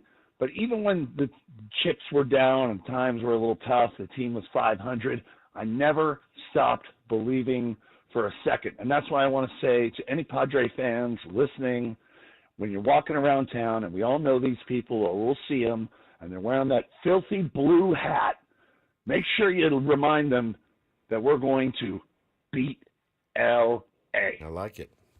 Confidence. Cornelius, love it. Thank you. I love that name, Cornelius. I do. I really feel like do. you should be panning for gold, like with Cornelius. a name like Cornelius, but outstanding. I had a thought as you mentioned those blue hats, and I don't know if this is possible, but I thought about it this morning. I mean, we all have blue clothes, right, in our closet, T-shirts and stuff. Can we just ban the color blue for the next week in San Diego? Just keep in mind when you're getting dressed and you pull something out, don't let it be blue. I mean, try to avoid it for the next few days. I get it. Most of my dress shirts are that like light blue color. I mean, it's almost impossible to avoid all blue, but let's like that darker, like deeper blue color. Stay away from that for the next few days. Yeah, I'm out on it. Yeah. Ban the blue. Well, I think police officers wouldn't like that. Well, much. it's totally a different sort of just blue. saying, if you want to start making back the blue while banning the blue. How's that? Is that cover it for you? That's fine. Yeah, of course. Those that protect and serve. We are big fans of you. Can we get? I mean, our police officers, do they wear blue in San Diego? It's like navy blue. That's what yeah, really, really dark blue. That's okay. That's a different kind of blue. You know what kind of blue I'm talking about? They have a whole name for it. Yeah. I forget what it is. Royal blue. Yeah, but they're that color scheme. It's like Dodger blog. blue. Yeah, the Dodger blue. Just anything that looks that close to Dodger blue. Just don't say it. Don't wear it. Okay. Let's go to Joseph on our board here. 833-288-0973. Good morning, Joseph. Hello. Joe? Anyone? Joseph, I hear you. Sometimes I'm not right on the names. Hi. I'm just going on the board and caller ID here. Oh, your caller ID? Yeah. Are you talking to me? Yeah, we are. Oh, yeah, because nobody ever answered the phone. I didn't think I was. Yeah, we don't have anyone to answer the phone. You're live on the radio. If you hear us talking to you, then you are on the air. All right. I didn't know it came across as Joseph either. Hey, so the first caller, the mentality, I think the Dodgers are trying. So we have the right mentality. They're trying to change their narrative as being the underdog because what they've been doing in the past doesn't work. So Dave has tried to change the narrative for them and see if it gives them an advantage. They're desperate. They're scared. Yeah, I mean it's certainly a good call. It's certainly a choice, but I just logically when you have the best record of 30 teams and you're a 1 seed and you didn't have to play the 3-game series, and again you got the 3 guys at the top and all the guys in the bullpen, and your number 2 starter's worth 10 times, 20 times what the Tigers' full payroll is. It's hard for me to go, yeah, man, you guys are scrappy underdogs. It's really, really tough. But if that's the psychological warfare you want to employ, good luck to you. But I would go the other way. I would go we're the LA Dodgers. Nobody beats us. Look what we have. Look around the room. Look at Shohei. Look what he's done this year. Look at Mookie, what he's done. Look at Freddie Freeman, what he's done. Look at Teoscar Hernandez. Look at Will Smith. Look at Max Muncy with some of the biggest hits in postseason history. Look at all these guys. Believe in yourselves. Not, man, we'll be lucky to win these games against a team that just had to battle for 2 nights against Atlanta. I think one of the biggest storylines going forward is Shohei in the playoffs. We've never seen it. I mean, look, I think he's going to be locked in because look at the friggin' year he's had. It's like he knows what pitch is coming. I've never seen a player so locked in. Maybe in Barry Bonds, but other than Barry Bonds, I don't know that I've ever seen a player that locked in. It's funny, though, because we've seen plenty of role players become stars in the postseason. We've seen stars be stars, and sometimes you see stars really not rise to the moment. Well, in we the saw playoffs. it last year for the Dodgers and Mookie and Freddie with 1 hit combined and 21 ABs. That's not going to get it done, but don't tell me that specter isn't looming. Certainly when you dig in the box for that first AB, of course it is. You're going to be facing Dylan Cease, but it sure makes it a lot easier when a guy with how many homers? 59, 58, whatever he's got. I think 54. 54 and 58 bags or whatever. Dylan Cease is going to be careful with Shohei Ohtani because you don't want to blink and be down 1-0. But if you walk him, he steals second. Now Mookie Betts is up. Like, on no planet is a team that is built like that an underdog. On no planet. I mean, the planet of delusion. But other than that, man, it is just, it's crazy. At the very most, you could say it's an evenly matched series between the two teams. I don't even know that you could say that. Payroll-wise, Dodgers are way in a different class than Sure. the Padres now, especially after the offseason moves by both teams. Right. Overall, Padres won 93 games. Dodgers won 96 games. Statistically, not that significant over the course of the season. I have no problem calling this an equal matchup going into the series. I do have a problem with the Dodgers trying to say they're underdogs in the series. Yeah, I mean, look, at the end of the day, it should be a really good series between two really good teams. And we can leave it at that. Two heavyweight teams that are poised to make a run and have a lot of pieces to do it. But yeah, again, it's pretty delusional talk to now. You can, if you're a fan of the Dodgers, you can think, yeah, man, Padres are really on a roll, and yeah, I mean, you have to also. You can think the Padres are dangerous. Oh, 100%. They are dangerous. Stupid not to. You'd be stupid not to. Yeah, no doubt about that. Let's get. You'd be stupid not to think the Dodgers are dangerous. Right. Yeah, 100%. I mean, if anybody's walking around confident that you're going to go in there and beat them 3 in a row, I think that's a little delusional as well. That's going a little bit too far. I expect this thing to go 5 games. I really do. You got Dean in North Carolina here, sneaking Dino! in before the top of the hour. Hey, Dean. Hey, what's up, guys? Thanks for getting to me. Miss talking to you. You too, buddy. I going off of what the first caller said, I just wanted to bring back up the atmosphere in Petco Park and how proud that makes me as a fan. Just seeing that from afar, the atmosphere in the stadium, and that.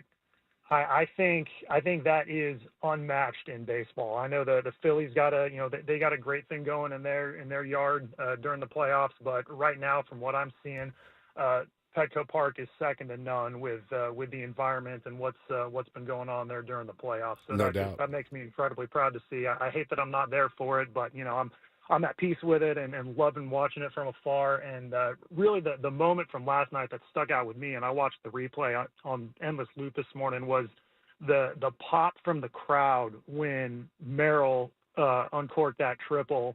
Just the immediate sound of the crowd from as soon as the ball hit the bat was that just gave me chills. It was unreal. Over and over. So, it was unreal live, man. It was just so cool to see, man. Started buzzing, dude. Just buzzing. I agree with Dean. I mean, in some ways, the atmosphere is really what you're going for. I mean, winning a World Series is great, but if you won a World Series like the Dodgers did in front of no fans and there's no atmosphere, it's not really what you're going for. You're going for this. The Padres already have what you really want. Sure. Now, the World Series is obviously a different level, but it's almost the cherry on top at some point. You've created what I always wanted to have as a sports fan in San Diego, and very few times in my life ever really felt a true community, a true team that was backed by its hometown, and everyone's into it, and they're watching the games, and they're cheering, and they're on their feet the whole time. It's awesome. It's awesome.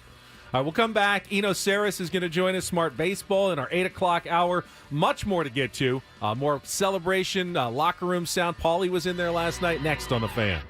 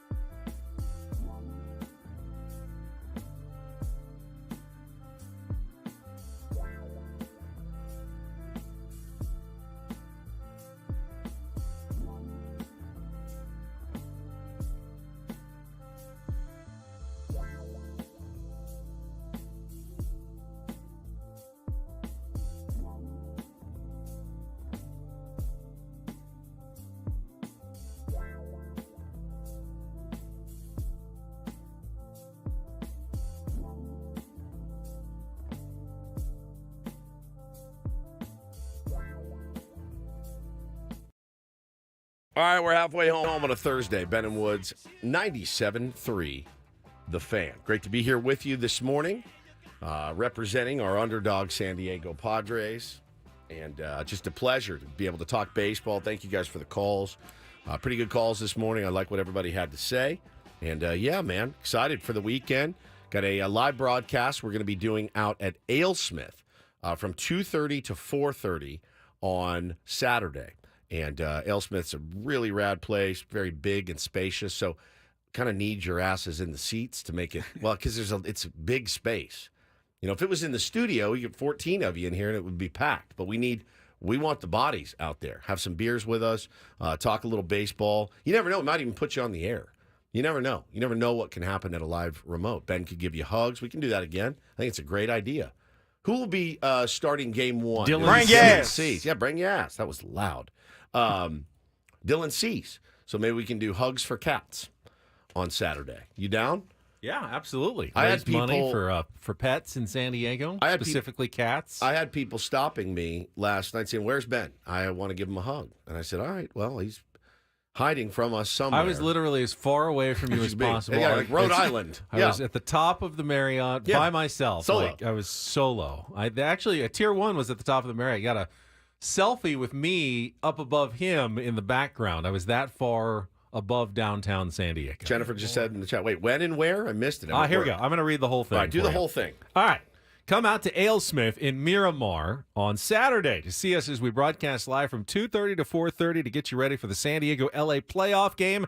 AleSmith 394 Pale Ale is the official rally pint of the playoffs. Watch all of the San Diego postseason action at the AleSmith Tasting Room in Miramar with game day specials on 394 and more. Root for the hometown team with other fans while enjoying the game with sound. That's this Saturday from 2:30 to 4:30 at AleSmith in Miramar, right across from the military base, AleSmith like court. It's pretty easy to find near that big pyramid. Yeah, thing. by the pyramid. Right before, well, depending on what side you're coming from. Right after or before the pyramid. If you're coming from the west, after the pyramid. If you're coming from the east, just before the pyramid on the north side of Miramar Road there. I'll buy some beers again. Let's just let's have fun. Let's get weird and get fired up for a game. I got to see what's on the agenda for the fam that night on Saturday. But, yeah, there's a chance I stay and watch a couple of innings and watch Sammy's pregame and would love to just hang out with you guys, man. Just it's like invited the Tier 1 baseball team, did you? the Tier 1 basketball Atta team. boy. Like we're going to be rolling deep Saturday afternoon. Good. Come Get on some out. of the TV cameras in town out. Oh, yeah. I Channel said 10 if crew. you're not going to LA, because I do know a lot of people are planning on driving up there this weekend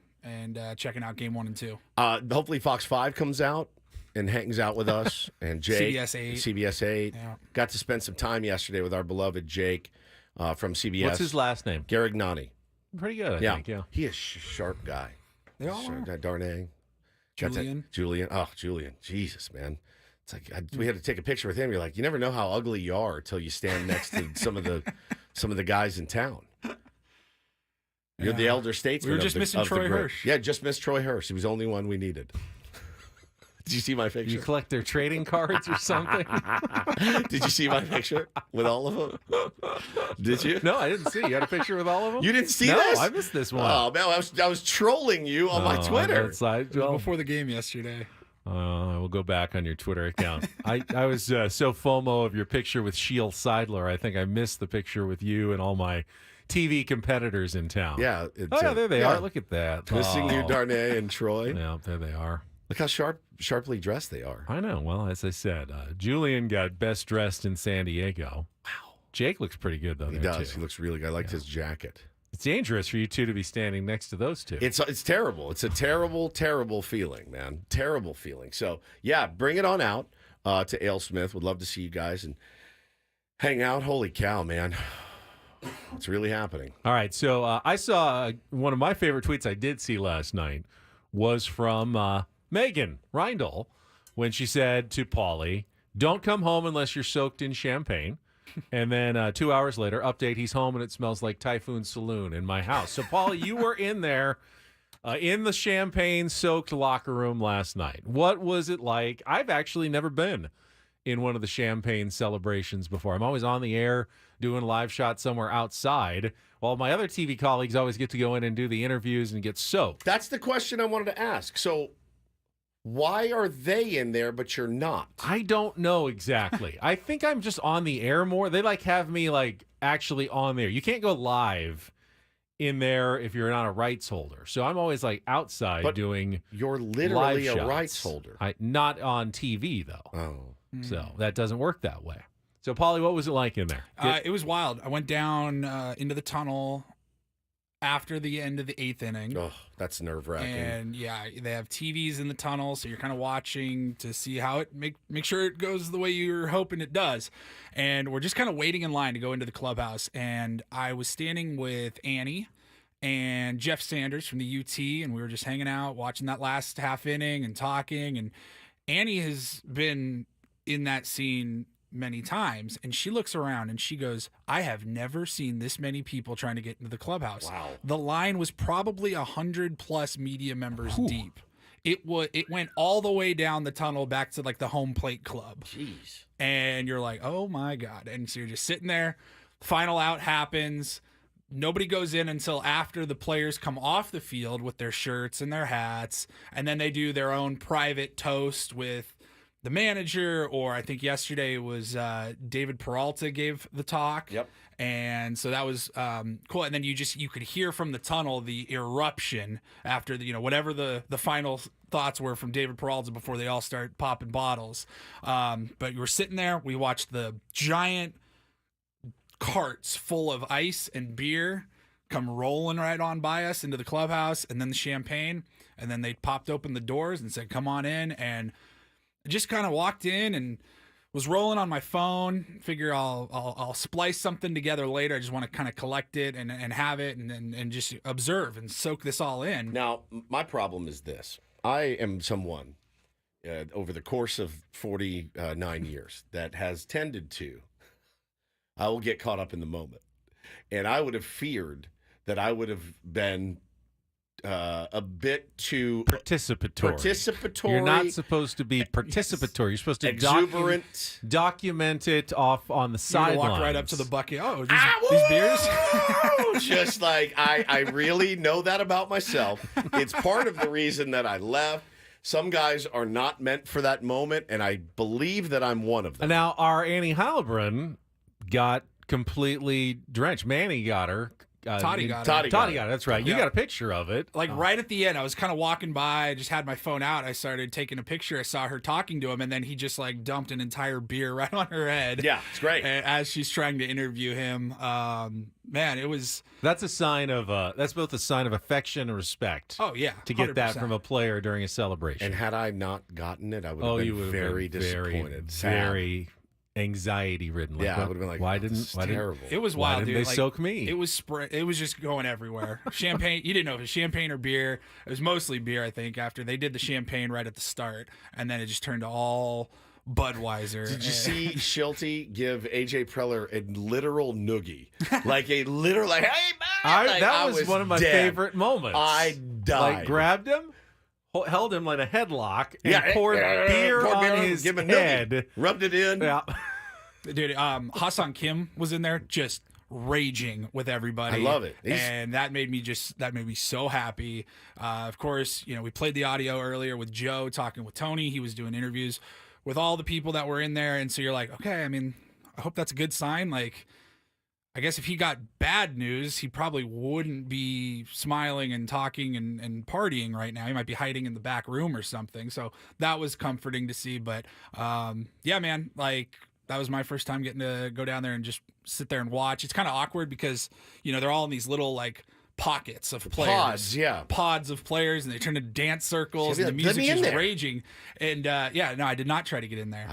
But you're kind of following the action, and all of a sudden all you're doing is trying to be aware of your surroundings. You're I don't want to be too close to somebody I probably shouldn't be. I don't want to be in the middle of anything. Nothing. You're I'm a little too close to the action. I'm going to just back up a little bit. I did see the video, and I didn't see who it was. Elisa pointing it out. Ha-Sung Kim's the one who pulled back Manny's pants on his backside and poured beer right down He did not like that. I don't think. He Manny said seemed he like was freezing. Didn't like that. Yeah, he was already cold with the But shirt it was off. fine and because it was him. Now, one of you was called out by a Padres player. Really? Who was?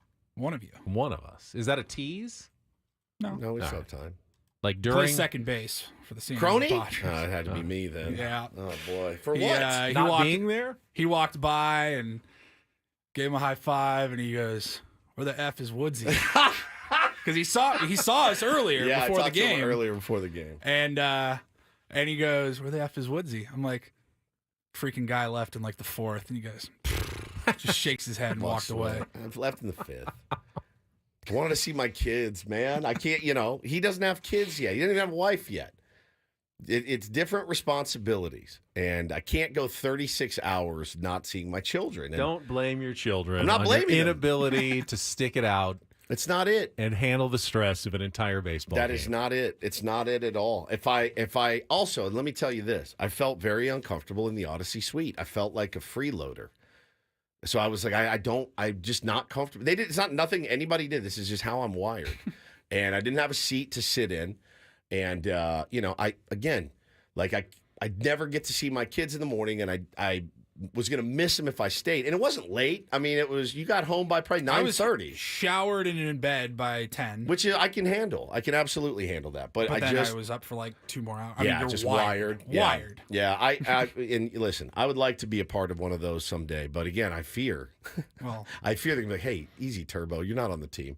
I really do. Well, there's Like, that. There's that. And then with our credential mishap from our fearless leader, Adam, Yeah. I thought, you know what?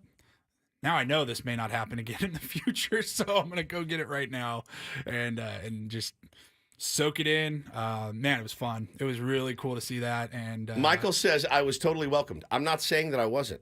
It's a personal, own it's feeling. how I'm wired. That you don't feel like you belong. It's how I'm wired. Look, it's just if how you don't I'm know wired. how it works at the company suite on a playoff game, especially, it is full of clients. Yeah, clients and stuff. It's very expensive. It's show it off to your clients. So Woodsy and I went up there in the second or third inning, and we just kind of popped in and found some seats way in the back. We didn't have much of a view of the field. We were watching the closed captioning, the in studio or in stadium feed on the television, which was synced up, and it worked out fine. But it was nice to just have a seat and just kind of relax for a few minutes. We weren't sitting down in we were watching on television, but it's how I'm wired. And I was like, I can't not see them till, and actually, you told you guys we were getting a nanny to help a couple days a week to do pickups and take them to do stuff. She starts today. I wouldn't have seen them till 7 p.m. tonight for 5 minutes. I was like, I can't do it, man. Well, I mean, again, if you are a business owner and you are interested in maybe experiencing that suite next season, please advertise with Odyssey. Michael's in our chat. Michael, I bet there's some business owners in YouTube. Drop your email and who to contact about advertising on Padres games with Odyssey. And next season, maybe you can be in the suite, and Woodsy can be uncomfortable as he comes and visits with you as the client next year. Nails goes, Manny has a wife and kid. You didn't see him Yeah. nailing early. That's true. That's true. He has a baby, though. He's got a little baby. You're worthless as a father for about the first 6-8 months. They don't even really need you. So yeah, man.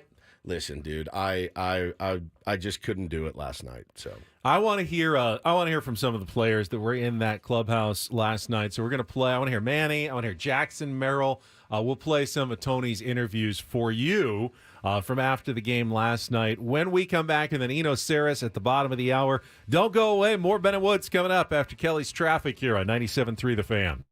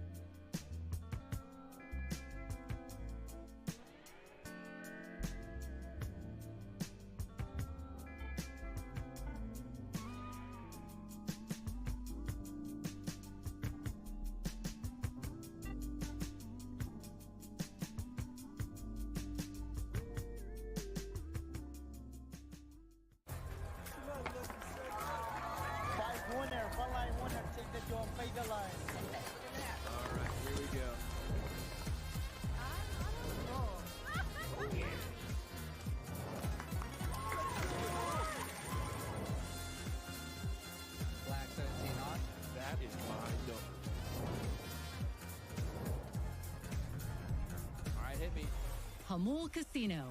Fun above all else.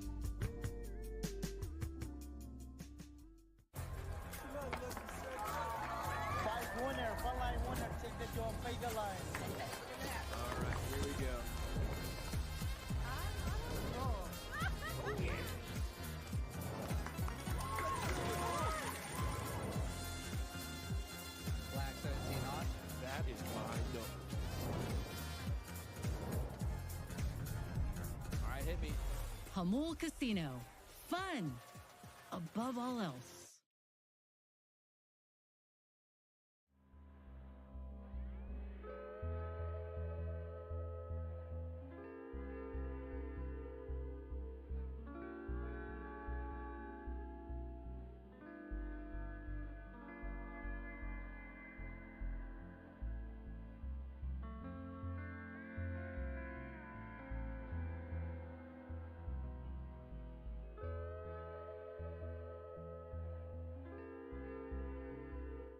A rookie mistake by the Detroit Tigers, who just dropped their playoff anthem. And I listened to it, and it's not bad. I rather enjoyed it, but it's full of cursing. So I'm glad we didn't just go live on the air with it. Guessing this isn't an official Tigers anthem then. I don't think so. Doesn't seem like MLB's style to drop a curse-laden rap for their fan base. No. But I listened to it, and it's better or worse than That's What's In. A little bit better. Okay, a little bit better. He says, "Bitch." It's really going all the way, bitch. Yeah, come on, bitch. It's really something else. So again, I mean, they haven't been in the playoffs in a while. You know, we hopefully learned our lesson here. And hopefully we keep. Were it we that not way. an example to the rest of the world? I mean, bro, they still play those guys on like national broadcasts, and people just point and laugh, and you're like, all right, well, hopefully we don't do that again this year. But not that it has any effect at all, but it just gives you, it just gives you that thing to be like, hey, why did we do this? So I wanted to get to some of the celebration audio. Our Tony Gwynn Jr. went down from the booth, was ready, well prepared. I mean, he was fully geared up. He did not want to get a drop of beer or champagne on his clothes. So I saw him. I went down right after the end of the 8th inning, and I was taking the elevator from the press box down to the tunnel, and Tony was walking in from the broadcast booth, and he was in board shorts, had the full poncho on and everything. He had a towel with him, and he goes, they ain't getting me like they did last time. Yeah, so he got him. I mean, he has to get right up in there, though, with the players when he's doing the interviews, and he knows he's going to get soaked. So he got to talk to just about everyone. Thought we'd bring a couple of those to you right here. Let's start with the captain, the minister, Manny Machado, with Tony Gwynn Jr. I'm with the big dog, Manny Machado. Manny, you guys take care of business. You get the 2 wins. You earned the 2 off days. Just talk about what you're feeling right now. Man, just a lot of emotions going through this right now, man. We're really enjoying it. This team has fought all year. It's been great. And, just enjoy tonight and get ready for, LA in a few days. First at bat for you today. You come up in a big spot. You end up punching. You come up again and the next time up. And what changed in that at bat? It seemed like you got something up you could handle, took a good swing, and got things rolling. Yeah, man. I mean, it's a game of adjustments. You're facing a really good pitcher over there. And, you got me that first at bat, and came up with a clean inning there with us, bases loaded, no outs. And, I wanted the opportunity again, and it came up. I told Victor I wanted it again. Came into the dugout wanting it, and, it happened with 2 outs, with Higgy starting it off. And then, our lineup with Arias, Toddy, Pro getting it. I get another opportunity and, just seize to the moment and, driving a few runs. I asked Toddy earlier, how big has Victor Rodriguez been for you guys this year? You've been here for a long time, been through a bunch of different hitting coaches. How big has he been for this ball club this year? I mean, he's been huge, man. He's a positive guy, as positive as you can get. And he enjoys every single moment, keeps us positive, keeps us going. Whether we're down, whether we're up, whether we're in a losing streak, winning streak, he keeps it the same every single day and keeps us positive, ready on, just ready for the task in hand, which is go out there and compete for 27 outs. Now, you're at third base when Joe kind of had his injury go down. Did you notice anything different? Because we saw Kyle come up when Joe looked like he was about to throw another pitch. Did you not recognize anything from your side? I didn't. Obviously, what we've been dealing with all year, and he's a workhorse, man. He goes out there, doesn't complain, doesn't do anything, and grabs the ball, and goes out there and competes. And I know he wanted to stay in there, but obviously, we need him for the long haul. Was there any type of kind of letdown when your guy Joe Musgrove goes down? He comes, you see him having to walk off the field. Did you have to kind of have like a check yourself moment? Yeah, it's tough. You don't want to see it. And obviously our guy, he's been our guy. He's our guy here in San Diego. He seizes up to these moments, these big moments, and always wants it. And just to see him walk off the field like that, you definitely don't want it. So yeah, you got to regroup. Kind of took a little air out of us, but we told him, we got you, man. We're gonna go out there and compete. Just get healthy, and we got you tonight. You talked a lot about after that LA series, you guys clinched. You talked about enjoying the moment and then being able to kind of bounce back. You guys get 2 days to kind of do that. You're going to enjoy this moment, but you know what's ahead of you up in Los Angeles. Just talk about that series. We know this is a big rivalry. It's gained more momentum since you've been here. Just talk about this upcoming series. Yeah, man, it's going to be fun. It's been fun all year, and I expect nothing less coming forward for this next 5 games, and just leave it on the field. We got 3 more victories that we got to win and secure. So go out there and just compete. We know they're a really good ball club, and they're not going to take it lightly. So we got to be ready, enjoy this moment tonight, but come back to business tomorrow. Keep leading, man. You've been doing a great job all year, brother. Appreciate it, brother. Appreciate it. You liked how much he wanted that opportunity again in the second inning after striking out in the first. It's the difference in us and them. He was just yelling. The difference in us and them. If it's me, I'm like, I think my back is tight. I don't think I can go. Something happened here. Oh, hang on. No, let's get Lockridge in there. He was like yelling. He was yelling in the dugout after the Higgy home run. He was like, "Get it back to me! Get it back to me! Get it back to me! Get it back to me!" And they did, and he delivered with that 2-run double. And of course, right after that, Jackson Merrill comes up, I mean, the kid just he does not feel pressure, apparently. I don't know how that's possible, but he apparently does not feel it. He also joined Tony Gwynn Jr. in the clubhouse after the game. I'm here with the kid, Jackson Merrill. I mean, at this point, nothing you do seems to surprise us. You seem to step up to every moment that's there for you. Just talk about playing in your first postseason and balling at the same time. I mean, when fans come to watch you, I feel like that's a sign you got to do as best you can. You know, you got to get it all out for them, and we got an amazing crowd here every single time. I got to ask you a little bit about your defense in center field, because at least from up top, I've noticed the last month, your route running is getting crispier and cleaner. Are you finally starting to feel comfortable patrolling center field? I was, and then when our crowd is at the top of their lungs in the ninth and I can't hear the sound, I'm like, all right, damn. Because I thought that was a chopper. I thought he like hit it in the ground and went straight up, and then I was like, oh no, I gotta go get this. But you know, as soon as I see it, it's in the air, it's gotta be mine, you know? I gotta go get it. That's been your attitude all year. I mean, at the plate right now, you're dialed in, it seems like, hitting the ball all over the field. This was not an easy matchup in terms of the pitching you guys saw, but once again, this lineup 1 through 9, it's deep. Just talk about having those type of guys in front of and behind you. Yeah, I mean, we only had 1 in 1 inning with 5 runs, so it was cool to the 2-out knocks just pile up, pass the baton and just try and get a run across every single time. So when we're not trying to do too much, that's when we're at our best. That's been your model since the first day we talked in Korea. It's continued throughout the rest of this team.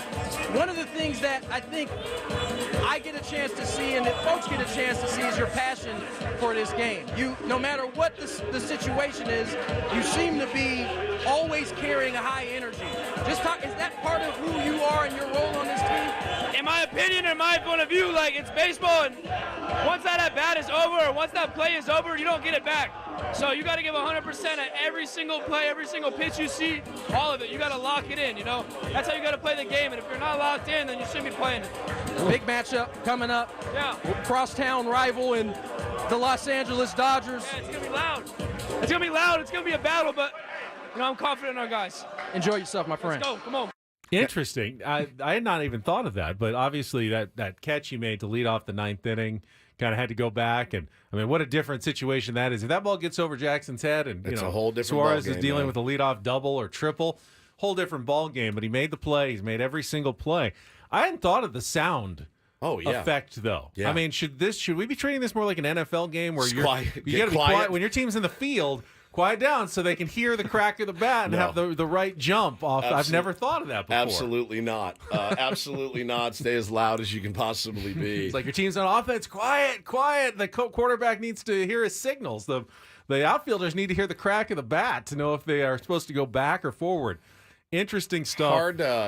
Hard not to love him. And we got a chance to talk to his mom last night. Paulie and I ran into both his parents and caught up with Jeannie. And you know, we were marveling just how great he's been in center field to her. And she said, yeah, I mean, at one point this season, he goes, I guess this is just what I do now. I play center field in the big leagues. And I was like, I mean, and he's done it to such a high level. He is so much more than serviceable out in center field. And I do think, I don't know if you guys heard the audio of him kind of blowing his leverage last night, but we need to have a conversation. His agent probably calling him today saying he did. Yeah, he kind of blew his leverage. He's like, I love San Diego. I love it. I want to be here forever. It's like, it was an emotional moment. Of course. I want to ask Eno about Jackson's defensive metrics and kind of how they've evolved over the course of the season. I'm sure he's looked into some of those numbers. Eno Saris, our Smart Baseball segment, is coming up next. You do not want to go anywhere as Ben and Woods continues on San Diego's #1 sports station, 97.3 The Fan.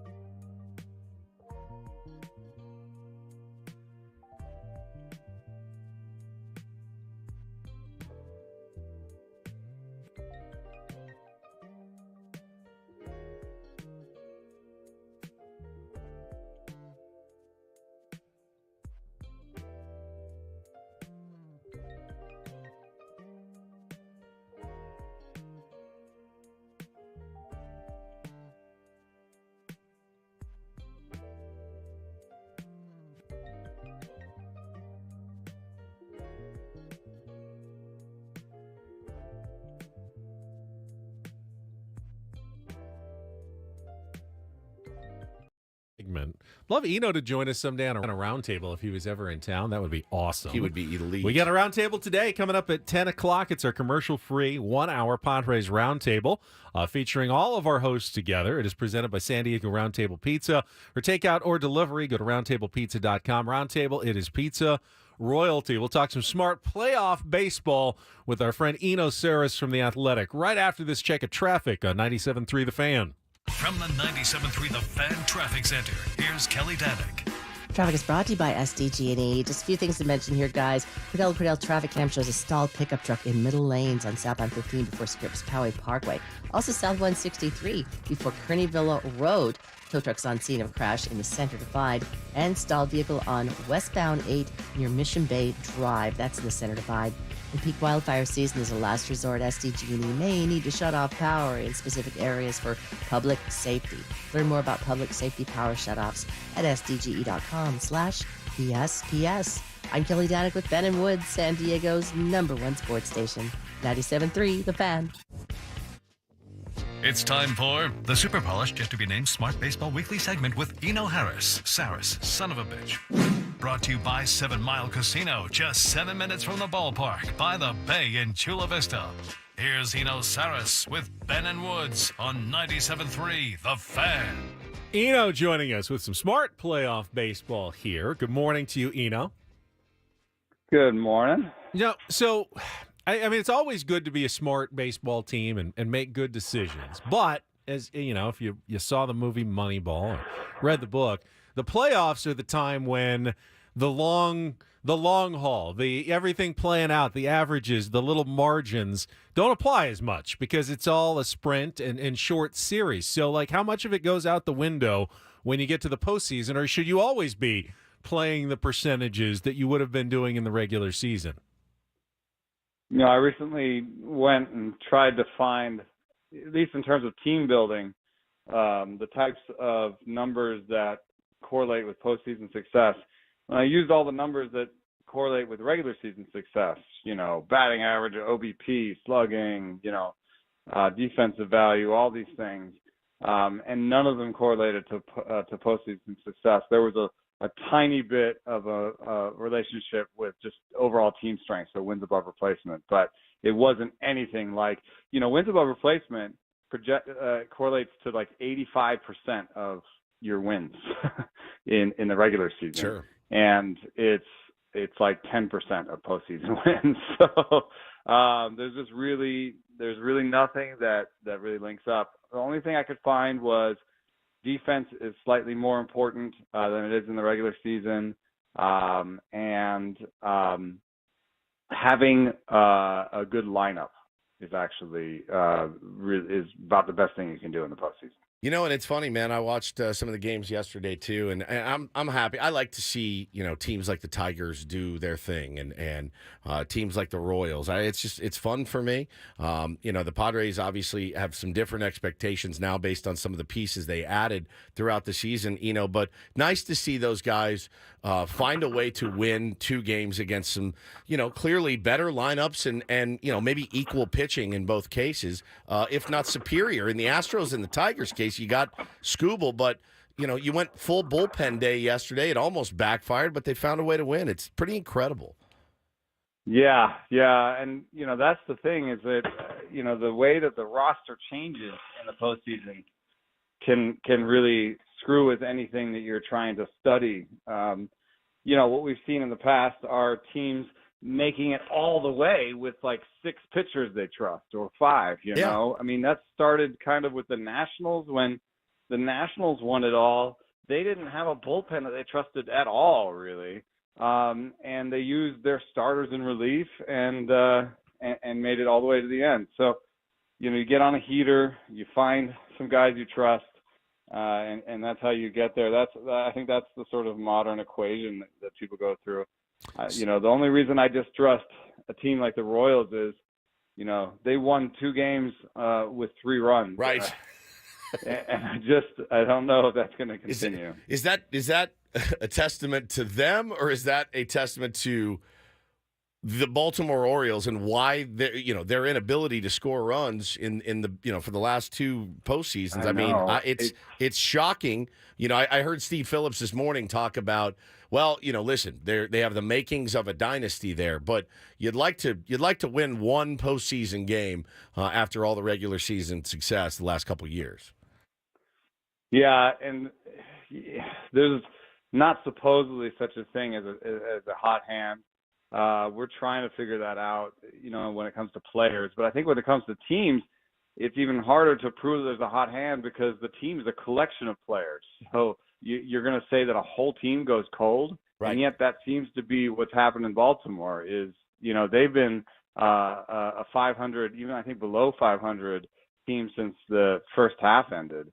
And so they're going to have to ask some questions about maybe their hitting coaching, or you know, they've had such a vaunted system in terms of turning out major league regulars, not only Gunnar Henderson but other bats that have been really good, and yet they've fallen short. You know, they did also change their stadium to become more fair, but that has killed all right-handed power in that stadium. And that I don't know, that seems to be somewhat relevant to their issues with scoring runs. So I don't know what to tell Baltimore, because I agree with Steve Phillips that they seem to be in the right position to go on a run. But this is 2 straight years where they've kind of petered out at the end of the year.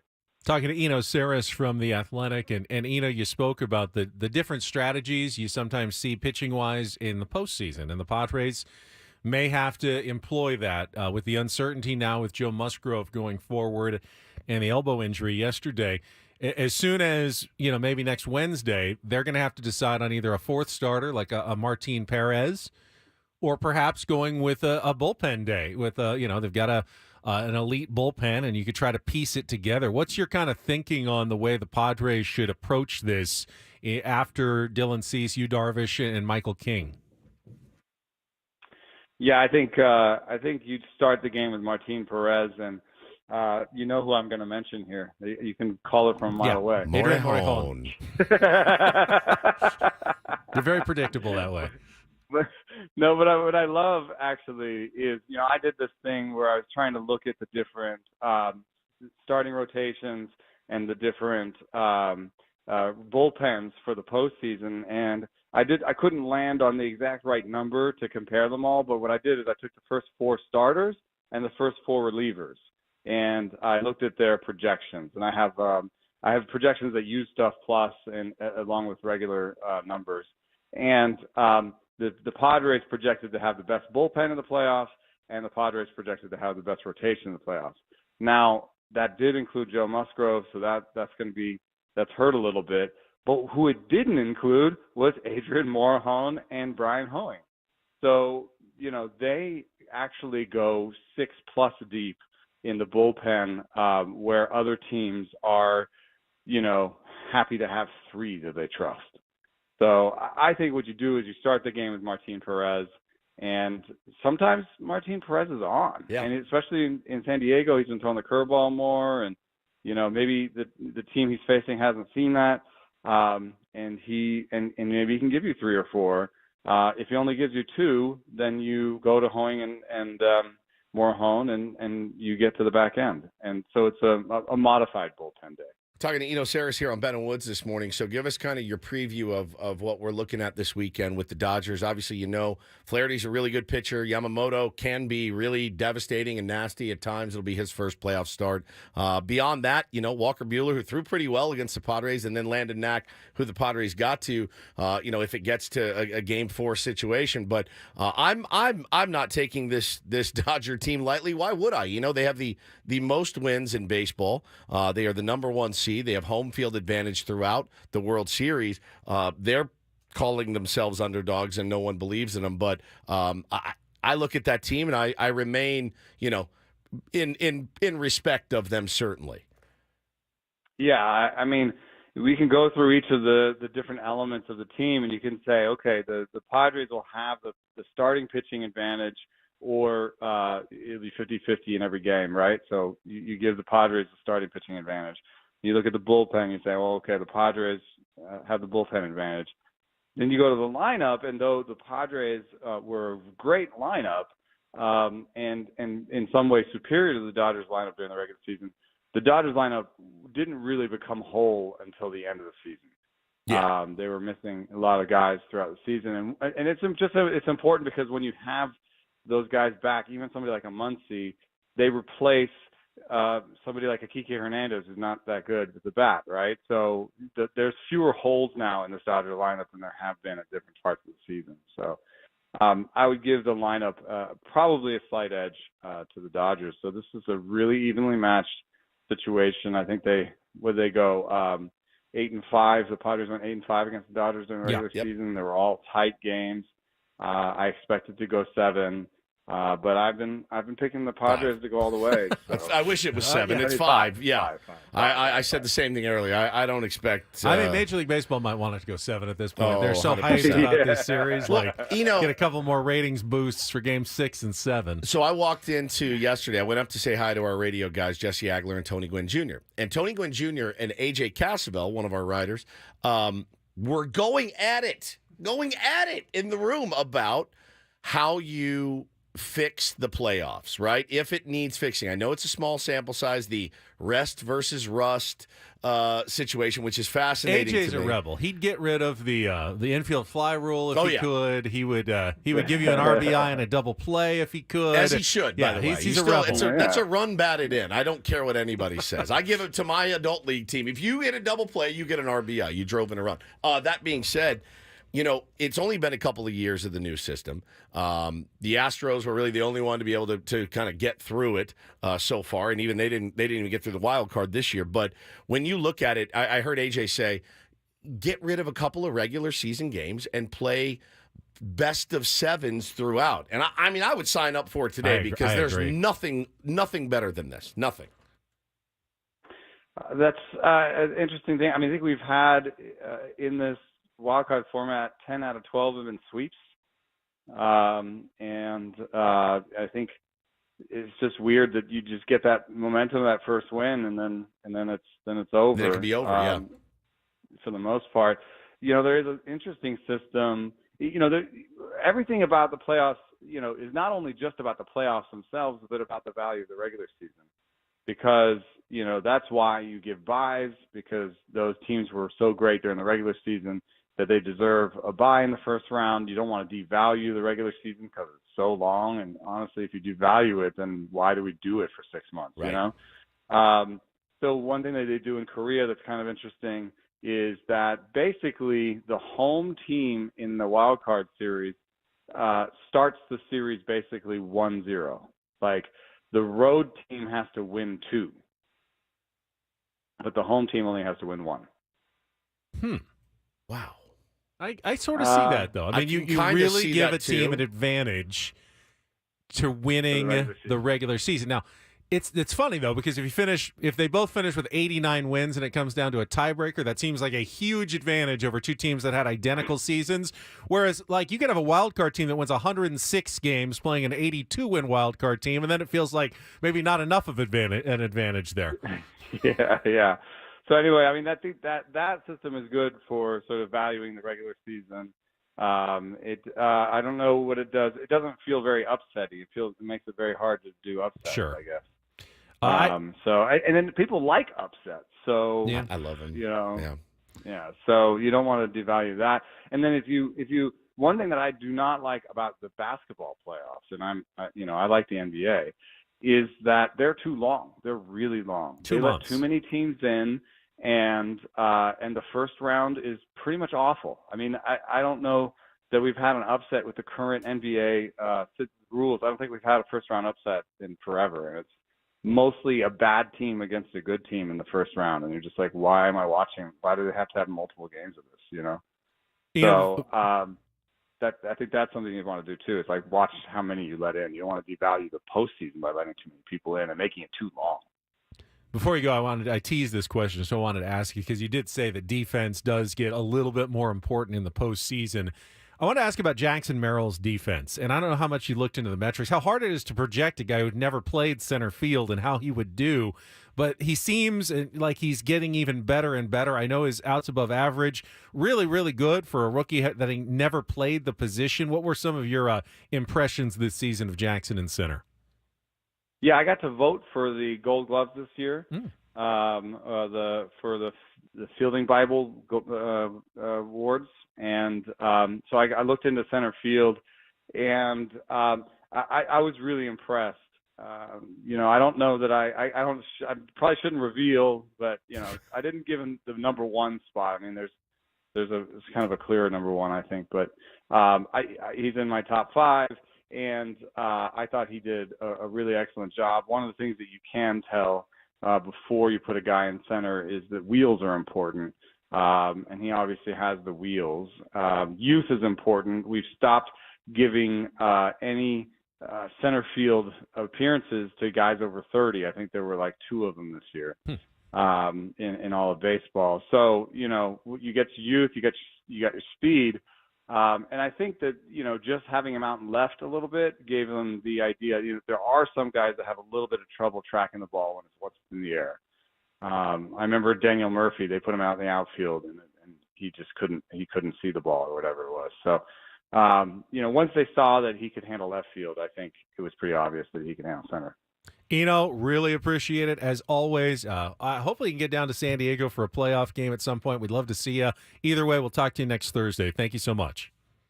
All right, thanks. Thanks, buddy. Eno Saris, Smart Baseball, presented each week by 7 Mile Casino. My God. Insight from one Eno Saris. All right, Woods, we've got 1 hour left until the roundtable, of course. I know. I forgot about it. We will come back. Paulie's got some Rindle Report headlines. Do you have that wrap edited yet from the Detroit Tigers? We need to talk about the other games. We haven't really gotten into the other games yet. It'll take him an hour. But we will discuss the other 3 wild card series and more when we return with Ben and Woods on San Diego's #1 sports station, 97.3 The Fan.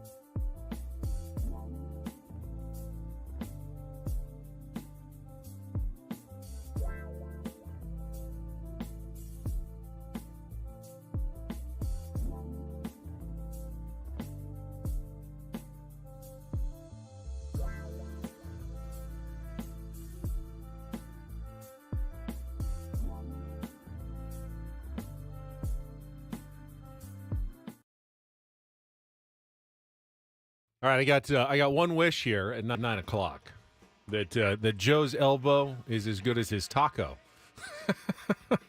We just tried a Joe's Autobata taco this morning here, courtesy of Puesto, That was ballparks, unbelievable. downtown, got some locations. Tomorrow's actually National Taco Day, we found out, and Mandy came by and dropped off some tacos, including Joe's Autobata Taco Special in partnership with Joe Musgrove. He likes his Mexican food. I mean, you see him on the Los Quan ads eating 17 burritos in front of him.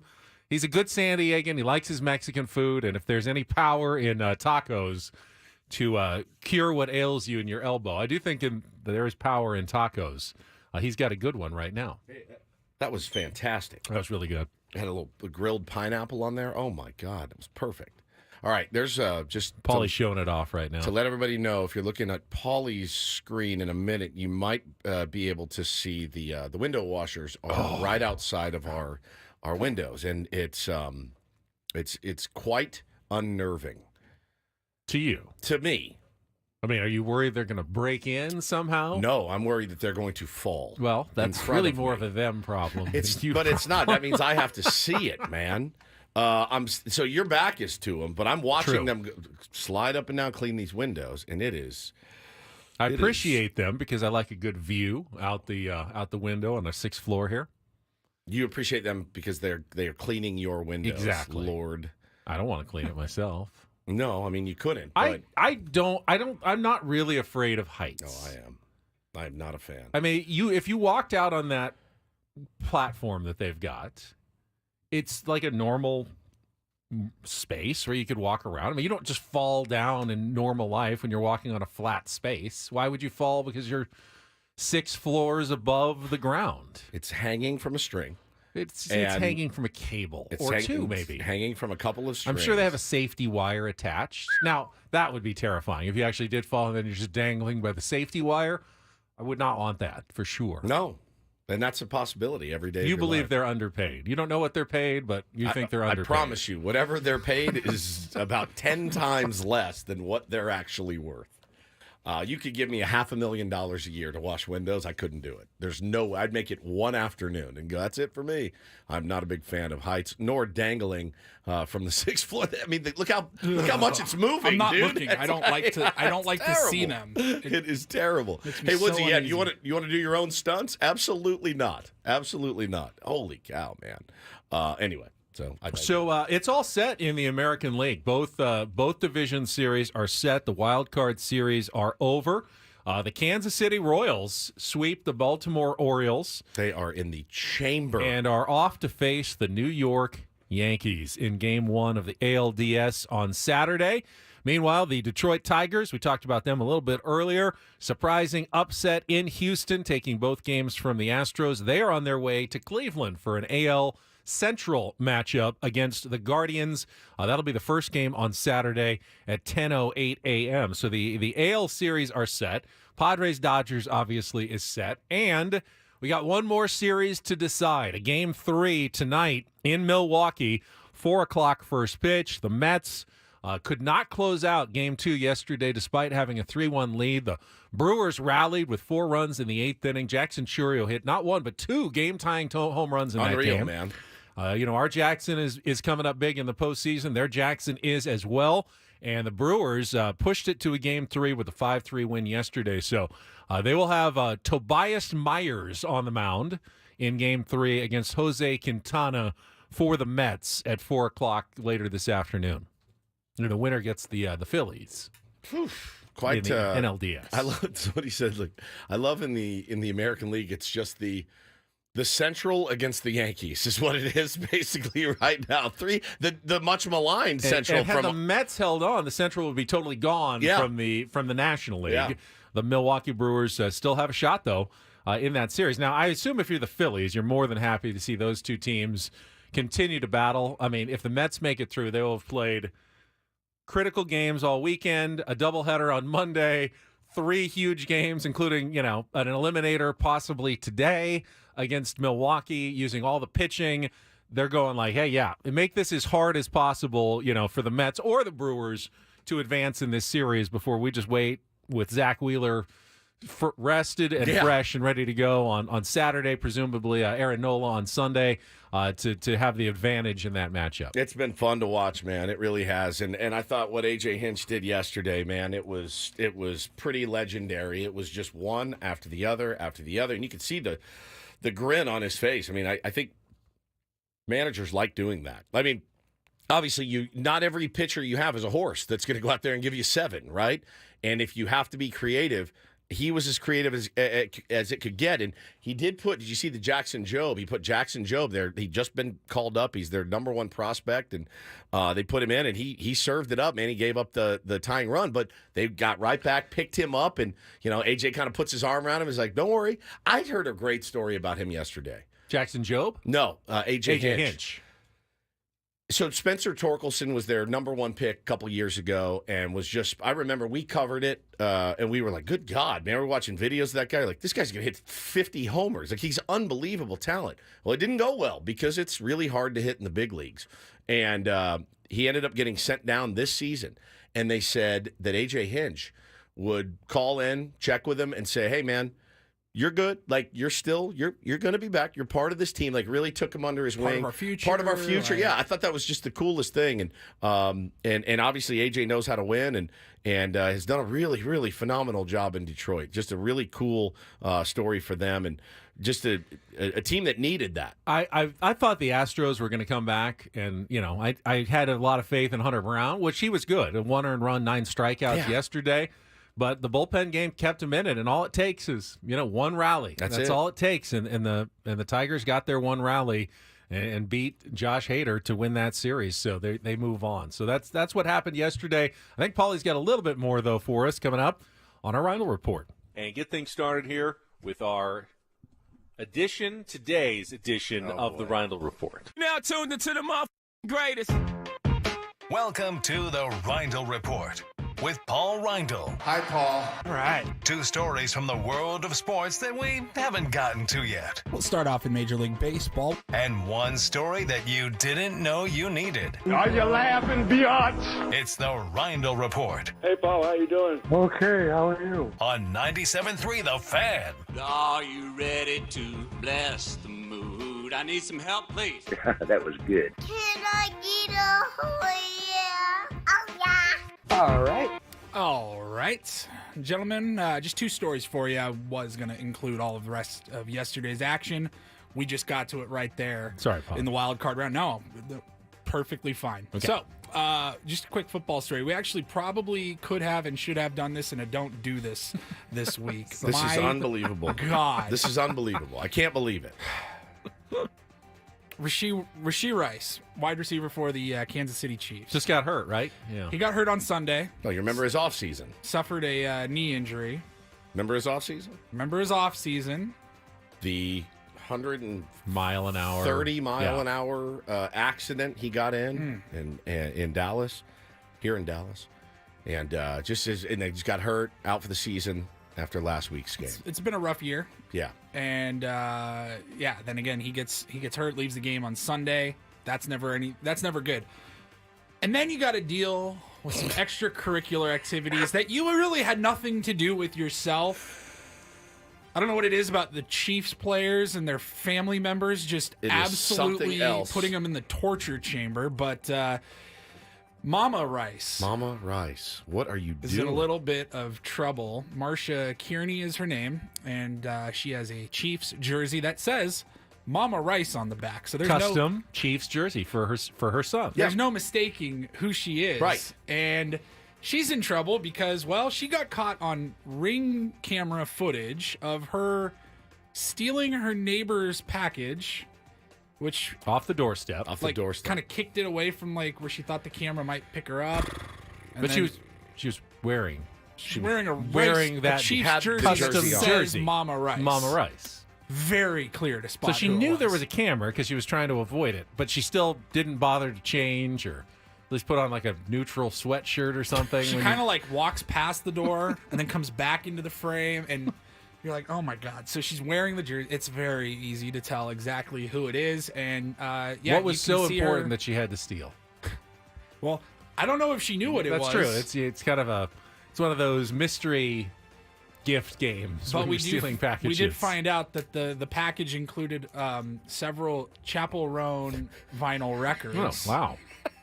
From Urban Outfitters. So maybe she saw it was an Urban Outfitters box and thought, hey, they got a little bit of everything. But Urban Outfitters sells Chapel Roan vinyl. Yeah. Oh, yeah. Yeah, they sell vinyl there. A lot of They music do? there. Okay. Yeah. I didn't know that. Yeah.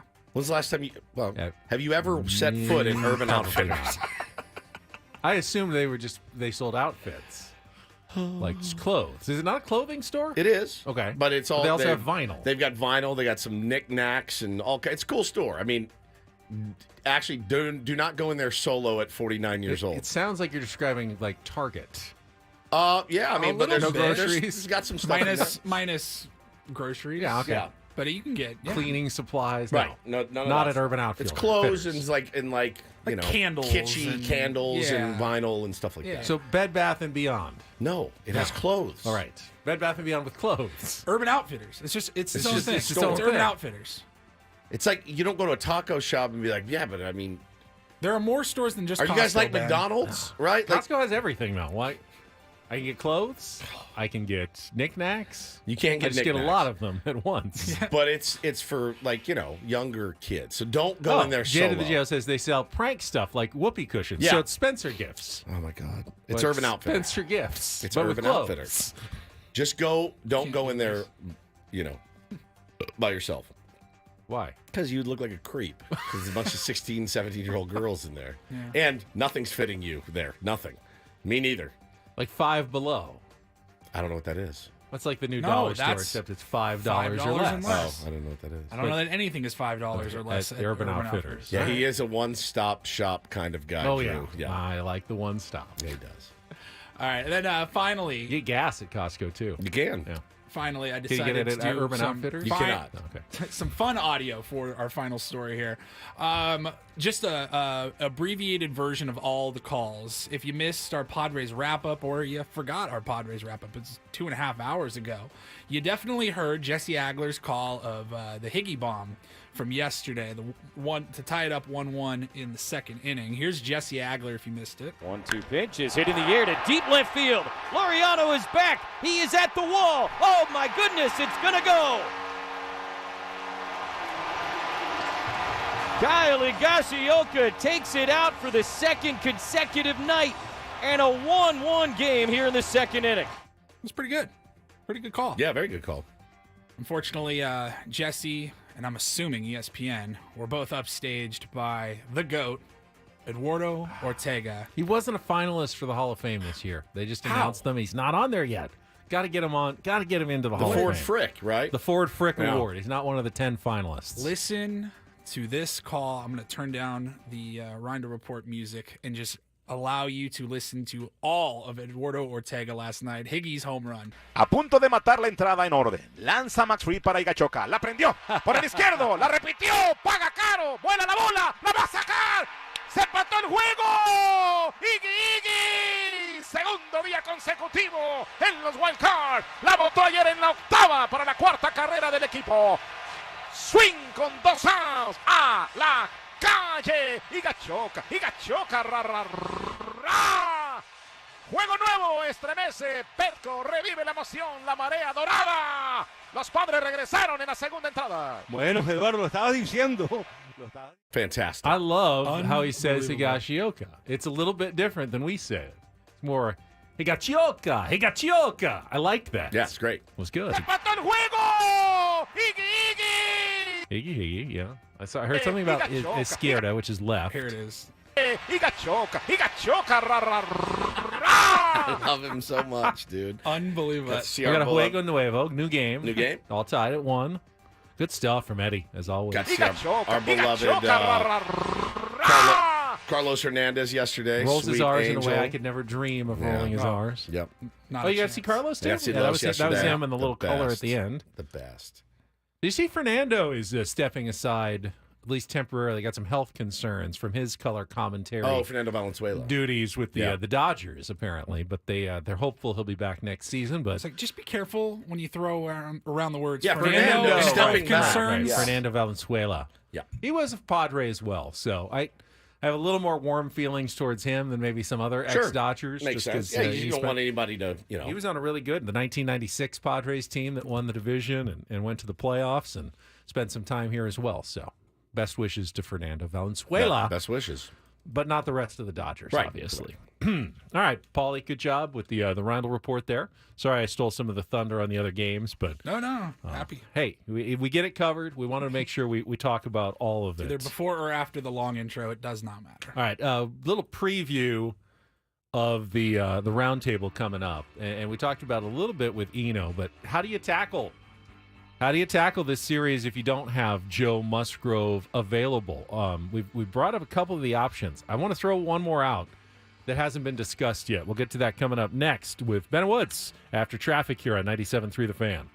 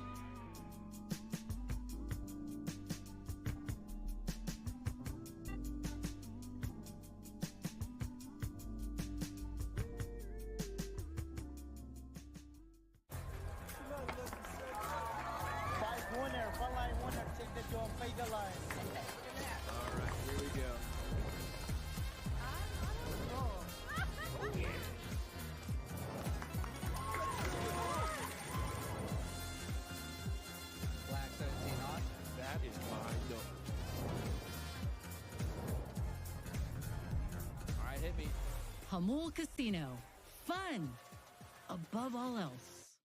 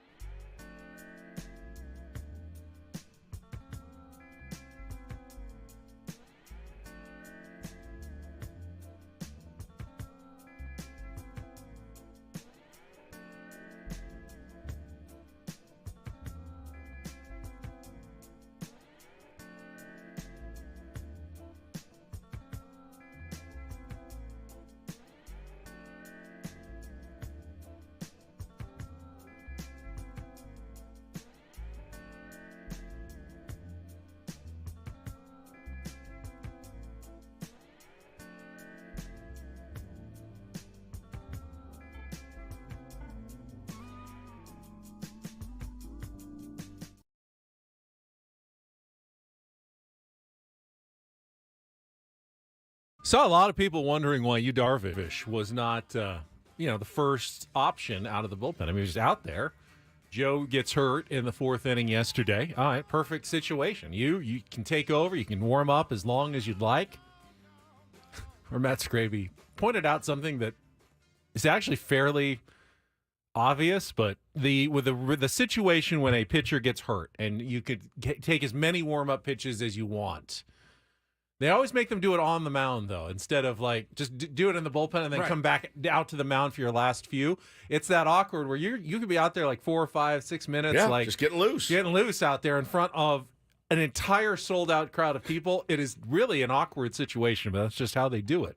I thought the same thing. I thought, maybe a moment for Yu Darvish. This is why I put him in there. I thought it as well. I thought maybe if let Hoeing get out of the inning and then Yu Darvish comes in and starts a clean. You know who else fifth. did? Is our boss Adam Klug was vehemently. He wanted it so badly, and I told him.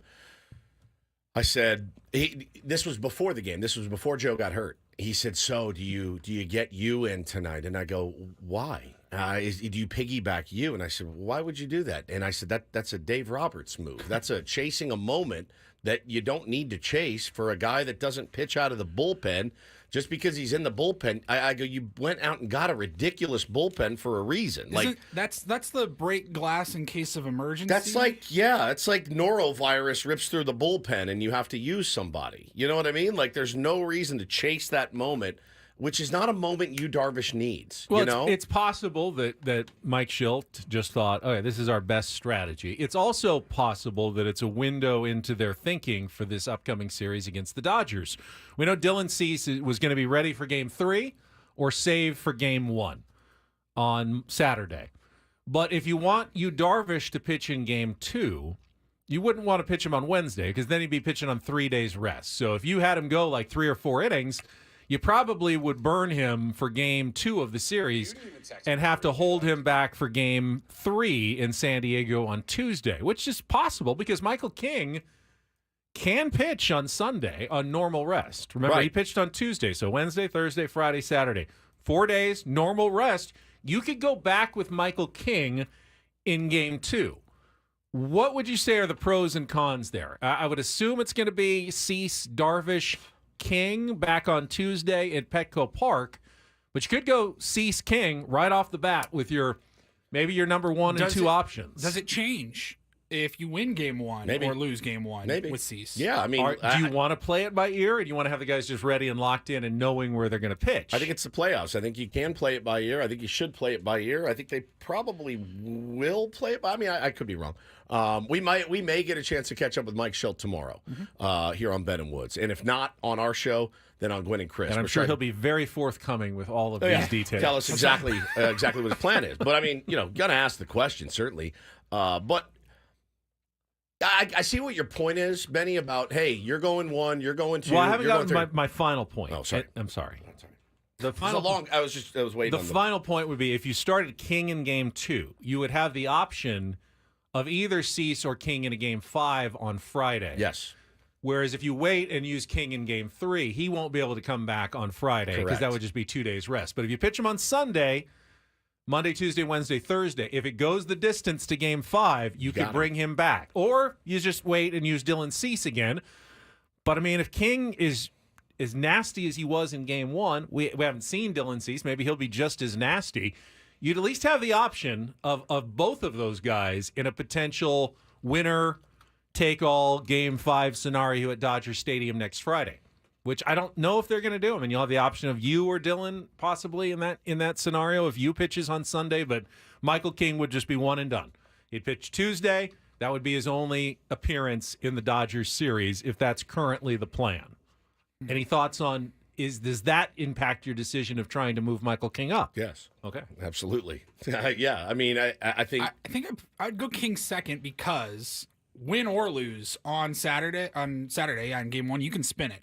If you pull it off and get the win on the road, then you're putting arguably your best pitcher in Game 2, and you're like, we're going for the throat now to take a 2-0 series lead with both games on the road. And if you lose Game 1, then you're like, well, now here comes the stopper, and we get back on it, even series, go back to San Diego. Yeah, I think Look, I trust them to make the right decision. And listen, it's we're at the point in the playoffs where, see if you follow me here. It's really just about execution. It's about, this is the team we have. Like Jake Cronenworth is struggling. Xander Bogaerts is struggling. Okay, I need them to play good defense then. I need them to run the bases well if they happen to get on base. There's the little things where, you're not going to make knee-jerk reactions. This is what we have.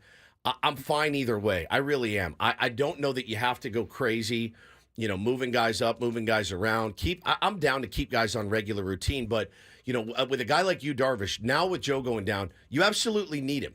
Now, it could, you mentioned earlier, and Eno talked about it. What if you, Darvish, goes, does he have the potential to go 6? Yeah. Does he have the potential to go 2? Sure. Just like anybody against that potent lineup. So the same thing could happen to Michael King. So there's a part of me that goes, name your starters and go for it. See what happens. In my mind, there are 2 paths to winning a best-of-5 series when you're the road team, essentially. The underdog. Yeah. When you don't have home field advantage. Right. The underdog. So you can either win 1 at Dodger Stadium of the 3 and sweep your 2 at home. Correct. Or you take 2 of 3 at Dodger Stadium and you split the 2 at home. Right. Obviously, there's a scenario where, hey, you win all the road games, they win all the road games. It's rare. It's happened. Happened in the World Series a couple of years ago, remember, when the road team won every single game. Yeah. But you don't see that very often. So really, you're looking to either at least steal 1 at Dodger Stadium and then hold serve at home on both of your games, or take 2 out of 3. The way it's set up right now, you're going to be having the 3 games at Dodger Stadium would be probably Cease, and it could either be Darvish or it could be Cease, King, and Cease. Do you have a better chance of winning 2 of 3 at Dodger Stadium with Cease, King, and Cease, or you go Cease, Darvish, and Cease, and then hopefully you take both games at Petco Park with King and Martin Perez bullpen day? Would be Cease? 5. Cease, Darvish, Cease would still get him 5 days. That would get him 5 days for Game 5. Or you could have Darvish, or if King goes, whoever goes Game 2 could pitch Game 5 on 4 days rest. Whoever goes Game 1 could pitch Game 5 on 5 days rest. Okay. Or you could even think about bringing someone back on 3 days rest from Saturday to Thursday. I think Cease is a no-brainer Saturday for Game 1. Wednesday, I'm sorry. No-brainer for Game 1. All I'm hearing is that you could have Cease and King available for Game 5 if needed. Yeah. I mean, season's on the line. Right. Yeah. There is no tomorrow. If there's a Game 5, it's all hands on deck. I mean, True. Yeah, that's. Where do you want you pitching? You want you pitching at home? You want? I don't know. I think that's part of the Stadium? equation. We know that Michael King pitched really, really well in front of that adrenaline fueling crowd at Petco Park. I think I'm now sold to the point where I'll be disappointed if it's not Cease, King, Darvish. Then King Cease, doesn't Darvish, pitch at all King. at home again, right, in that series. Michael King at home in Game 3. Nasty. Which is, I think, what they're thinking right now. That would be my expectation. Yeah, but now I like the idea of I know. seeing him twice if needed in that 5-game series. Well, he'll still be available. He'll be available. If he pitches Wednesday or Tuesday, it'd be on 2 days rest. Maybe out of the bullpen, you could save him for an inning or something. Cease would be available. Cease would be fully available. Right. Yeah. I don't know. I have no idea. This stuff gives me tired head. I just want to win baseball games. It gives me the biggest tired head of all time. I actually think that there are some people who enjoy this type of conversation about. I mean, we're just throwing darts series. at a board, though. We have no idea what they're playing. There's only like 5 darts, though. I mean, there's only so many ways you can throw them at the board, and we're just trying to figure out the best ways to throw our darts here. Nails. This is Perez, Waldron, Darvish. Yeah, really mix it up. Really, hey, we're saving our guys for the CS, so don't worry about it. We're going to see what we can do with these 3 guys. I mean, if you're the Dodgers, though, and the Padres do throw a Martin Perez bullpen day, you feel like that's the one you've got to win that man. one. Yeah. And I don't know that that's an easy game said. You know, we've seen really good Martin Perez. Martin Perez can give you 5 innings, 1 run. He's done it against a lot of teams. If he does that and then turns it over to the Padres bullpen, or if 4 innings, 1 run, turns it over to the bullpen, go get it. They'll probably be going up against a Landon Knack or a Buehler or a Dodger bullpen day. not necessarily an advantageous situation for the Dodgers in a game like Honestly, both teams are in kind of a similar situation with how they're going to deploy their bullpen, when they're going to deploy their bullpen. What's the right time to? I think Jack Flaherty is a guy they're going to let go some distance, and I think Yamamoto, if he's on, he's a guy that can give you 5 or 6 for sure. But if one of those guys falters, or if one of our guys falters, man, you're going to see 2 really, really aggressive managers in this series, as they should be. Will we see Joe Musgrove again in the postseason? We'll bring that back. We still have that audio from Joe. We can play it again if you missed it. Final segment of Ben and Woods before the roundtable is coming up next. Don't go anywhere. San Diego's #1 sports station, 97.3 The Fan.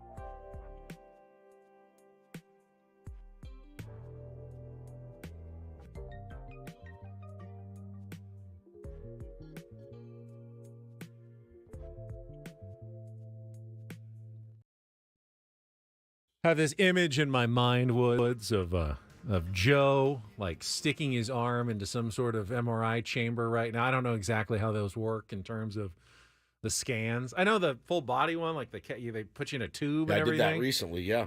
I don't know if they have to do that just for an elbow or it's a little. I think they do. You have to go in the whole tube thing for just an elbow? Yeah, because I was doing mine on my heart, like a calcium test, and they just slide you right in. I mean, that's right in the middle. I mean, the elbow is a little more extremity.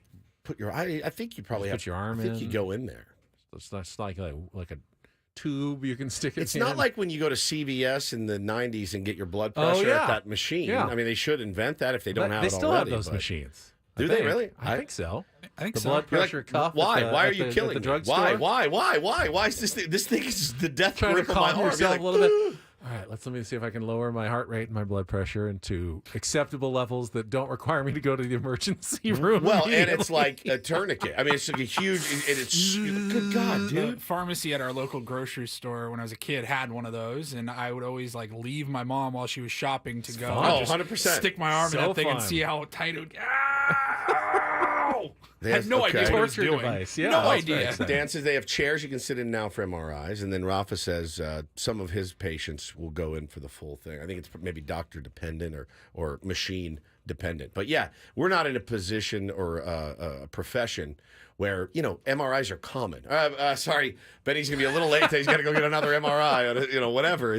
It's so weird in baseball, and you do see it all the time. People going, Joe needs to just get the surgery, man. Just get the surgery. It's like, it's so easy. Everybody loves to say that. That's true. You got to get the surgery, bro. Do you know how, devastating a surgery can be? And everyone just looks at athletes like, just go get the surgery, man. Stop putting it off. Stop putting it off. Just get it done. Just get the surgery You get done. back. You got to get back. Like, have you ever had surgery? Yeah. Any surgery? Have you ever had surgery? Even the smallest incision can hurt so bad. And the recovery and the rehab and all that. Yeah, man, I get it. They're highly paid athletes, and but we're very flippant. I'm saying the collective royal we, Ben. We're very flippant about just go get the surgery. You'll be fine.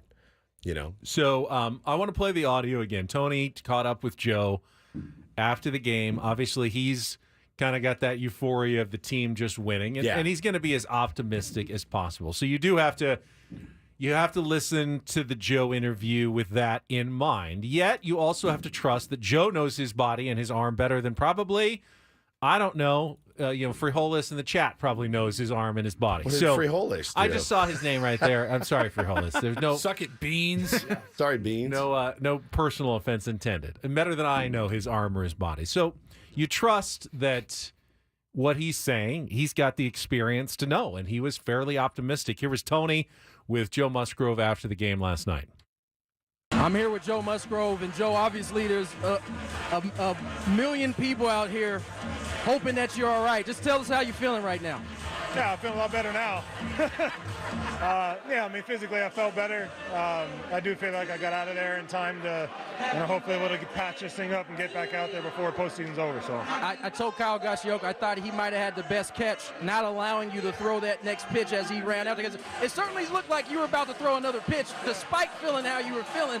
What is it like to have a teammate be able to know you just from your body language? Yeah, I was out there kind of hoping he would notice and come get me. I really wanted to finish that inning and get out of there clean and be able to, come out during the game. I got to wear this one. But yeah, I mean, I think honestly it was the best thing that he came out and got me. I feel like I was a few throws away from putting myself out. So I would have loved to stay out there, but I feel like it's probably the best move for me and the team. I don't know how good my stuff would have been carrying on. Your bullpen came in, held it down for you despite your injury. What has it meant to have guys really do that all season long, whether it's for you or anybody else out there? That's what we talk about, the confidence in this team. It's like everyone's got their own version of confidence, but it's really the confidence in one another in the group. Like I felt completely confident leaving that game and knowing the bullpen would pick me up. Obviously I hate to put Hoeing in that spot and put the innings on the bullpen, but with a lead like that and a chance to clinch today, we felt pretty good about our odds. I'm not going to hold you too long, man. Go enjoy yourself, get patched up, and hopefully we see you in L.A. Sure. Appreciate you, bro. All right, Joe Musgrove, Tony Gwynn Jr., and yeah, he thinks that he can get himself, back in a place where he could pitch again in the postseason. I would love if that was the case. I really would. I'm going to be, I'm not to throw cold water on it because you never know, man. Stranger things have happened, certainly. But I think I, just as a fan myself, am preparing to have to figure it out in another direction. And luckily, A.J. Preller did a good job at restocking, what we have. This team is still a deep team. We did it without Joe Musgrove for a long, long time this season. We did it without Yu Darvish for a long, long time. Those players remember that. They know that. And they know that they can overcome a lot. They had the best record in baseball in the second half. Yeah. Second best. Second best behind the Dodgers, right?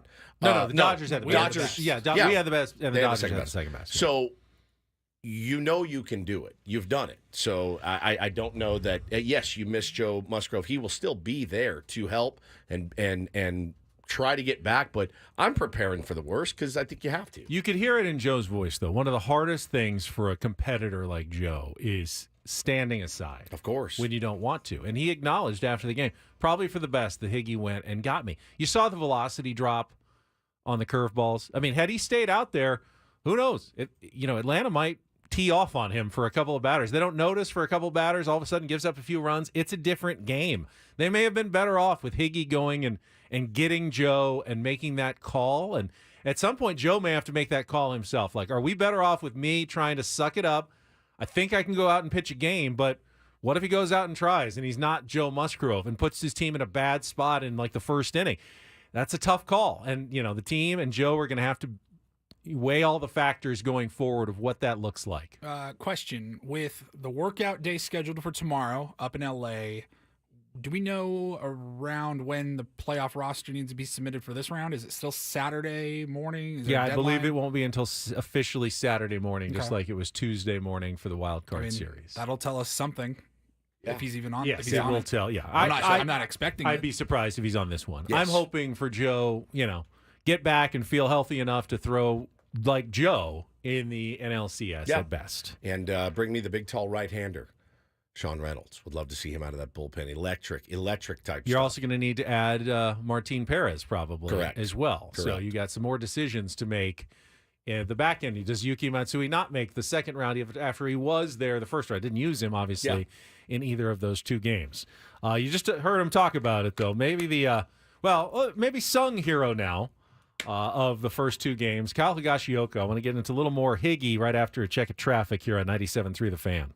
From the 97.3 The Fan Traffic Center, here's Kelly Danick. Traffic is brought to you by the roofing professionals at Extreme Roofing of San Diego.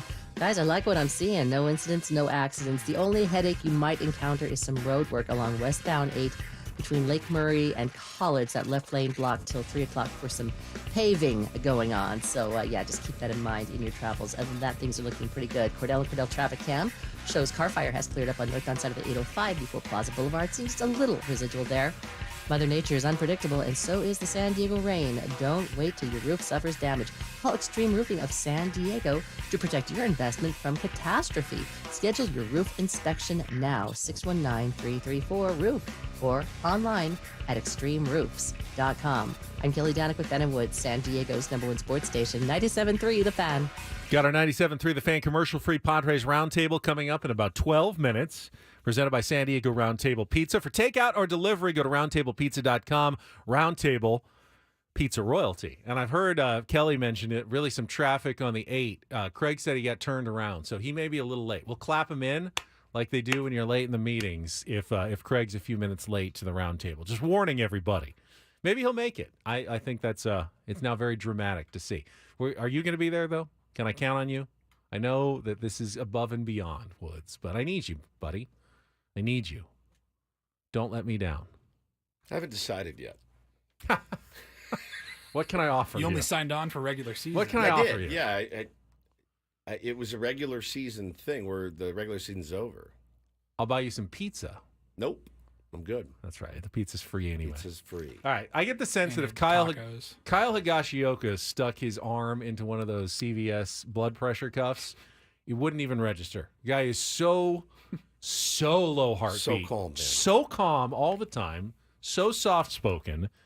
Just is out there doing his job. Even when he hits a home run, barely registers like even a note of excitement. I mean, he's got to put on a little bit of a show, I think, just for his teammates. He was more happy to get the Blink-182 guitar. That's what I wanted to home bring run. up. Did you see this? Yeah, Tom DeLonge, who threw out the first pitch on Tuesday, presented Kyle Higashioka with the actual guitar that was used in the video for All the Small Things. Incredible. For him. And then Kyle immediately plugged it in and did the All the Small Things riff in that room where he keeps his amp at Petco Park. It's like Slash bringing the November Rain guitar. I'm just like, oh my God, dude. This Not is just insane. a guitar that he used one time. Not like the one he played with at Petco Park a couple months ago. But like the if he wants to give Higgy a guitar, a Tom DeLonge model Fender Stratocaster, it's a phone call away.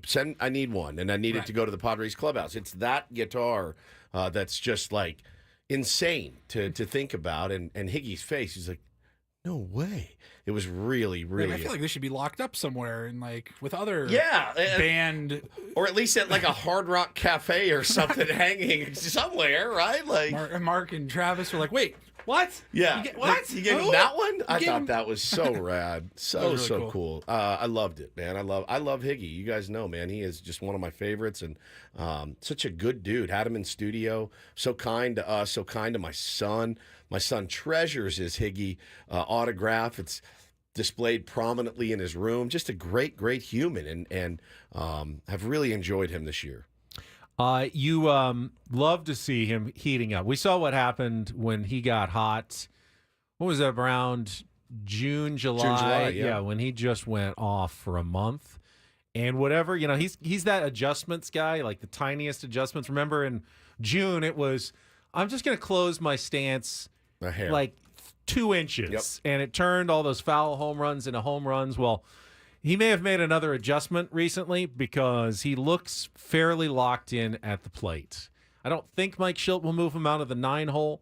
He's not the kind of guy, if it ain't broke, don't fix it. But Kyle Higashioka is a dangerous weapon right now, especially batting ninth. And then he said this in the news conference when he spoke at Petco Park the other day. He doesn't really measure himself by what he does at the plate. It's great, yeah. I mean, 17 home runs, new career high, 2 in the postseason. He wants to help his team, but really the only thing he measures himself by are wins and losses because he feels like that is the measure of whether you're doing a good job as a catcher, is whether your team wins. Because more than any other player, I mean, maybe close to the starting pitcher, it's the catcher who kind of impacts the whole game of what's going on. And he's done a really good job. They win a lot of games when Kyle Higashioka's been behind the plate. He's been really good, man. He's been really good. Works really well, obviously, with Michael King, as you saw the other night. And, as a guy that was labeled the word that I hate, the phrase that I hate is throw in. A guy that was labeled a throw in on the Juan Soto deal, he's been spectacular in every sense of the word.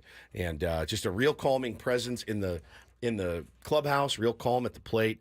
I love his ABs. He's put some really good swings on balls. Let's keep it rolling. Need him. You know, as Dylan Cease called him, the best 9-hole hitter in the game, Kyle Higashioka. Let's be honest. When they knew they had to trade Juan Soto, we were hoping, hey, if you can get like 75% of the value of what Juan Soto is going to bring, you probably are doing pretty well in that trade. As the season went on, you realized Padres probably made out just as well as the Yankees. And now, as you look going forward, with the fact that, you know, Michael King's going to be back another year, Randy Vasquez could be in the rotation next year. You know, Juan Soto is not a Yankee next year. I mean, they can sign him, but he's a free agent. All of a sudden, that trade is looking better and better and better every single moment. Don't forget Drew Thorpe, you know, who was the centerpiece in the Dylan Cease deal. So it was really well done. And AJ took a tremendous amount of grief for that trade. And everyone's, oh, you got Michael King, you should have gotten Clark Schmidt. You should have gotten Luis Heel. You should have gotten Jason Dominguez. Well, they set their sights on Michael King. They wanted Michael King. Yeah. And that's the guy they wanted. And it's amazing to me, the Yankees, with all their starting pitching woes, never decided, let's just get this guy locked in full time. He's clearly got it. All right, who feels like a little round table? I'm going to twist Woods' arm, and I'm going to bring him over to the sound stage, and we will be back in just a couple of minutes. Paulie, we'll see you tomorrow morning at 6 a.m. Last show before a Dodgers series starts on a Friar Friday. Let's get weird That is tomorrow. coming up for Paulie, for Kiss Woodsy. the roach. I'm Ben. Kick the, one quick. Off the microphone. Paulie's got it.